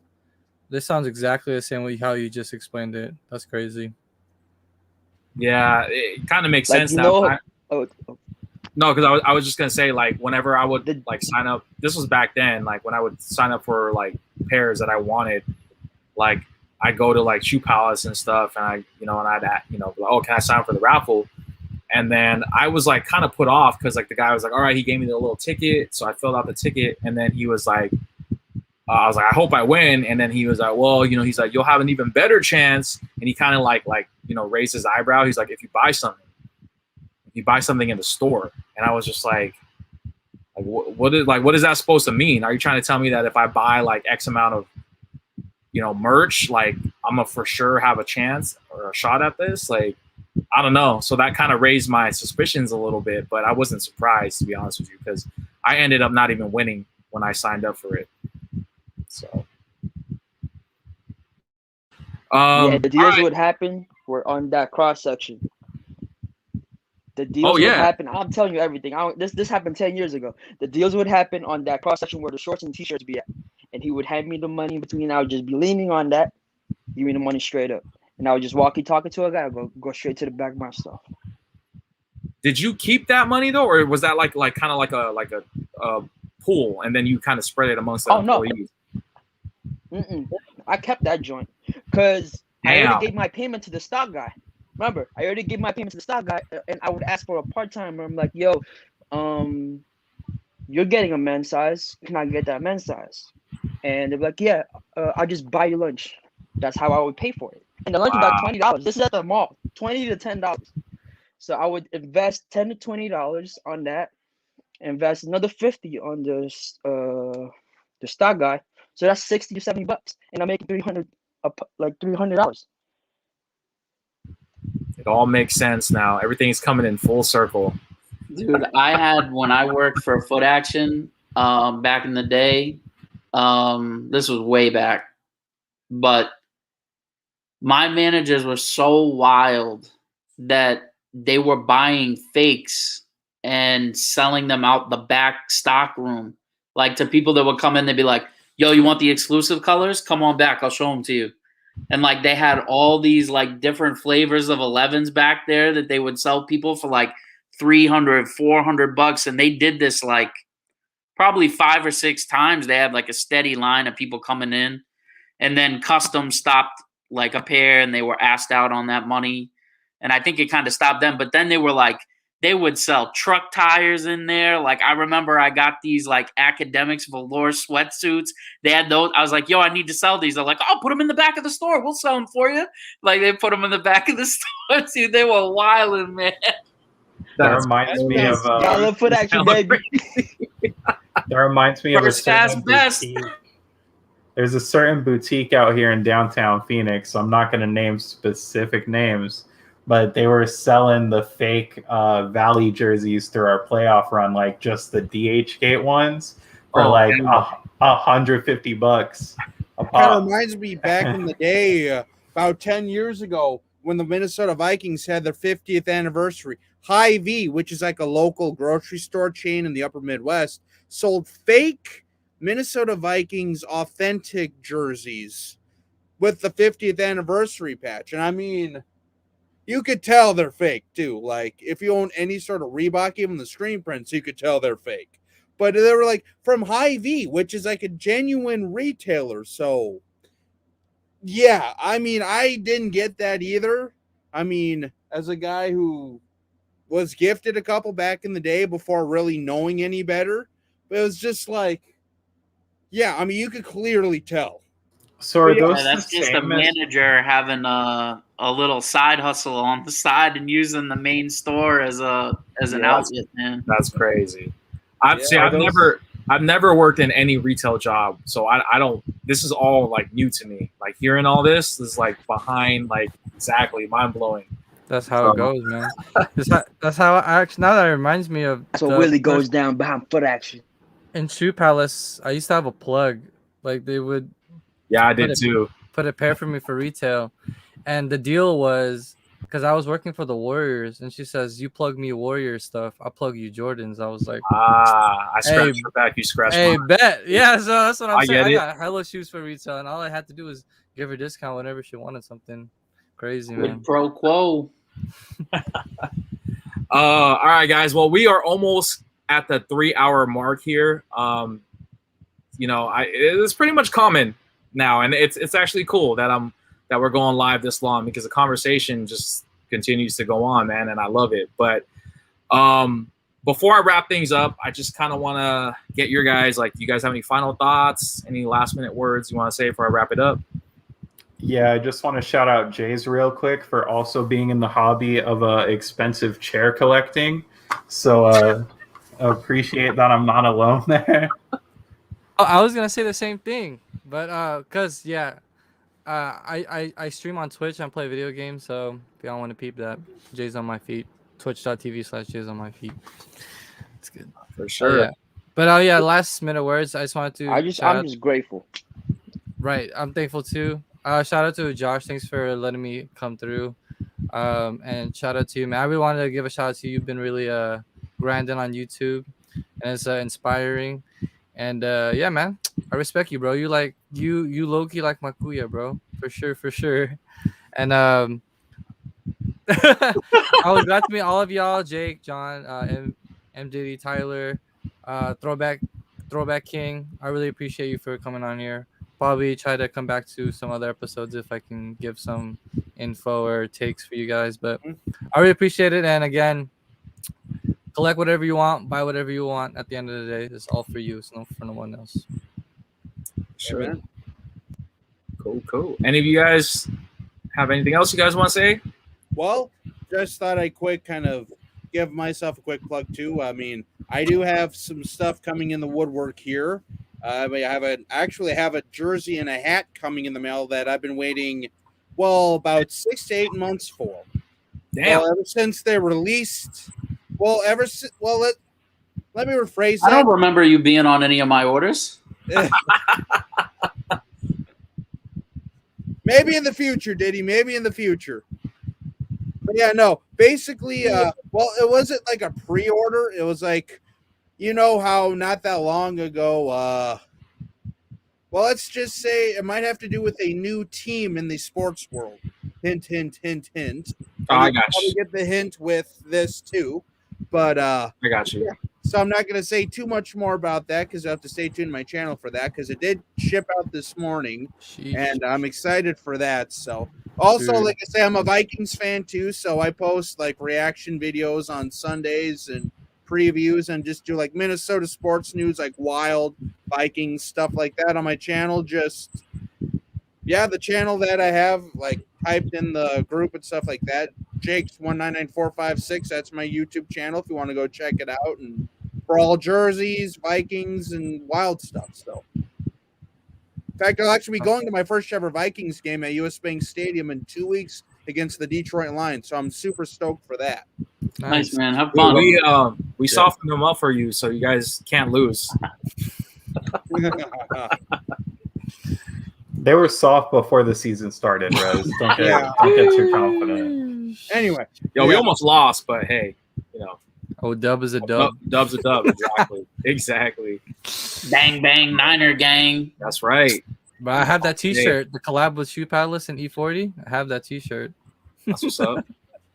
I just want to thank everybody for being on here. Jays, it was nice meeting you. John, nice meeting you, man. Tyler, Jake, obviously, good to see you guys as always. Rez, of course, everybody definitely like the video. If you're watching this, come check out his live, support the channel. He works hard. He makes good content. And he's the homie. So, do it up. And feel free to check out my stuff. I've kind of been on a bit of a hiatus posting recently just because I'm busy trying to get stuff done with the rather large order that was placed through Members on Kings and also Instagram. But you can check me out at rivalry_sportswear on Instagram and YouTube. I definitely have a lot more YouTube videos to make, but I've kind of been waiting until I'm at a spot where I can actually start thinking about a new order. So it is by plan, and I will be back posting videos in the future. So in the meantime, catch up on the old content. And like I said, make sure to support Rez and also Kings of Throwbacks. And King Leonidas, we miss you. Yep. Yeah, for sure. King Leonidas, man, hope you're doing well. Hope everything's all right. But definitely he was supposed to be a part of this stream, but he couldn't make it last minute. He had some stuff that came up. But all right, guys. Well, pretty much in closing, I just want to thank everybody that popped in, that was live in the comment section, that showed up on the live feed right here as a guest. Throwback King, wanted to give you a shout out for being a part of my lives like almost every week. The support is greatly appreciated. You guys definitely should check out everybody that's in here. Check out their handles. John, I'm gonna go through the room one last time, and I'm gonna highlight you guys if you guys have any plugs that you guys want to plug. Say what you gotta say.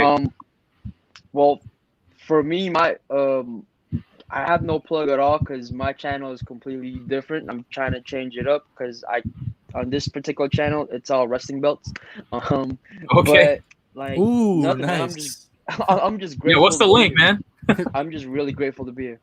Oh, John, like basically the name, John Bedoy. That's it. I just collect wrestling belts as Ooh. well. Okay. But yeah, I'm trying to transition to different parts of my hobby, like with hats, fitteds, and jerseys. Oh, yep. Yeah, I Nice. can't really talk right now. I'm on the spot. But yeah, I'm just grateful, man. Thanks, all good, Rez. bro. I learned a lot from your videos. Like, yeah, like it's because of you I bought that 49er Vapor Elite. Oh, And I saw that, I'm like, oh, okay, I gotta get this. So, there you yeah. go. You're welcome. Right on. Jake, damn, is that your page? Hold on. I gotta see that. What is it? This You is see that my- again? Damn. Is that the NWA Intercontinental on the far left there, or is the WCW one? No, this is a friend that I work with, man, and Word. he's gone hard on the belts, dude. Like he got a promotion Oh, like they 2 look at years John's. ago, and he's been spending Damn. all his extra money on wrestling belts. So Dude, That's what's up. that's so crazy how you guys bring that up because I recently got back into WWE again, and that's crazy that you guys are showing this all right now. No, that's what. Damn, with the John Cena belt and everything. The John Cena spinner. I see you, bro. I see you. Gotta have the That's spinner. This for So I'm gonna fill you guys in on a little thing on my wedding day. So like I'm getting married next year, but like we're currently right now working with a DJ like on a song that he wants, like basically the song when the DJ or like the hype man announces like the bride and the groom. And I want "The Time Is Now" by John Cena to be played when we come out. I knew. I was just about to say it better be Thugonomics or it better be "Time Is Now." No, it's "Time Is Now." Is Up. Thugonomics is like heel form marriage, man. I can't do that, dude. Like I'm gonna be doing a rap. I can't do that, but like we're gonna be coming out to "The Time Is Now," but I'm trying to convince my girl because I want to come out with the belt and like the whole like 9 yards, but she's like, nah, no belt, but still got a year. Hey, get the Spirits of St. Louis on at least if you still know. got that one. Dude, you need to have the guy say, and his name is Resurrection. Yeah, so it's gonna be great, man. But yeah, I mean that's dope that you guys collect belts because I only have 2 belts. I have the John Cena, the US title, the spinner one, and then I have the one where he became the WWE champion. But yeah, man. Jake, do you have anything you want to say, man, before I end the stream? Well, basically, like I just mentioned before, like check out my channel, Jake's 199456 for like various Jersey content, Vikings stuff, and like wild stuff. And also stay tuned. As I mentioned, I do have a new jersey and hat coming in the mail that I'm very excited for. And yeah, that's basically about it at this point. Cool. Jays, man, I know you kind of plugged your social medias, but if you want to plug it right now, for sure. Thank you, I appreciate it. Again, most of my social media: Instagram, Twitter, TikTok, Twitch, is right here. Jay's on my feet, or whatever I'm pointing at it. Jay's on my feet. I stream. I've been streaming a lot lately. I've been cutting down actually a little bit because I'm in school again, but I usually stream Monday, Wednesday, and the weekend from 3 to 4, starting at 3 to 4. And right now I'm mostly playing Valorant, but I play like other games too, like Phasmophobia, scary games, party games. That's like my main hustle right now is Twitch streaming. So I appreciate if you guys slide through. And besides that, yep, I love shoes. If you guys want to peep my Instagram, shoes, clothes, I'm into all of that stuff. So yes, appreciate it again, man. That's what's up. Right on. All right, Tyler, the floor is yours, sir. Nothing to plug really. If y'all want to follow me on Insta, it's just Tyler with an A, like it's spelled, here, how do people get good at that? I don't know. But just Tyler with an A.W on Insta. If y'all want to see like my heinous drunk tweets during Cowboys games, you can follow me at dbook superstan. Aside from that, like that's all I got going. Yeah, I'm telling you, it's a wild place over there. My Twitter is way different. Don't follow me there. But if you want some heinous shit, that's where you can go. Sounds like me with the Vikings games. Yeah. For sure. So funny. I'm gonna highlight one last comment because it's just slipped in. But Big Slim says, "Get Bumpy Knuckles to rap at your wedding." It's a little old John Cena, vintage Cena throwback term right there. Yeah, that's right. All right, guys. Well, I'm pretty much gonna end the stream tonight. But again, thank you to everybody that tuned in tonight. If you guys want to join my reoccurring streams like this, I host them regularly on Wednesdays from 6 p.m. Pacific Standard Time, 9 p.m. Eastern Standard Time. So this was just a special occasion kind of thing. If I do change the day for any reason, you can find out any updates on my YouTube post or on my Instagram. I also have a Facebook page and a Twitter account as well, but I'm really active on Instagram and YouTube. So check those 2 pages out first. But all right, guys. Well, I'm going to cut the stream here. Thank you guys again. And I hope to see everybody next week for a new Have a good one. streaming topic. Yeah. Good one, y'all. Night. Peace.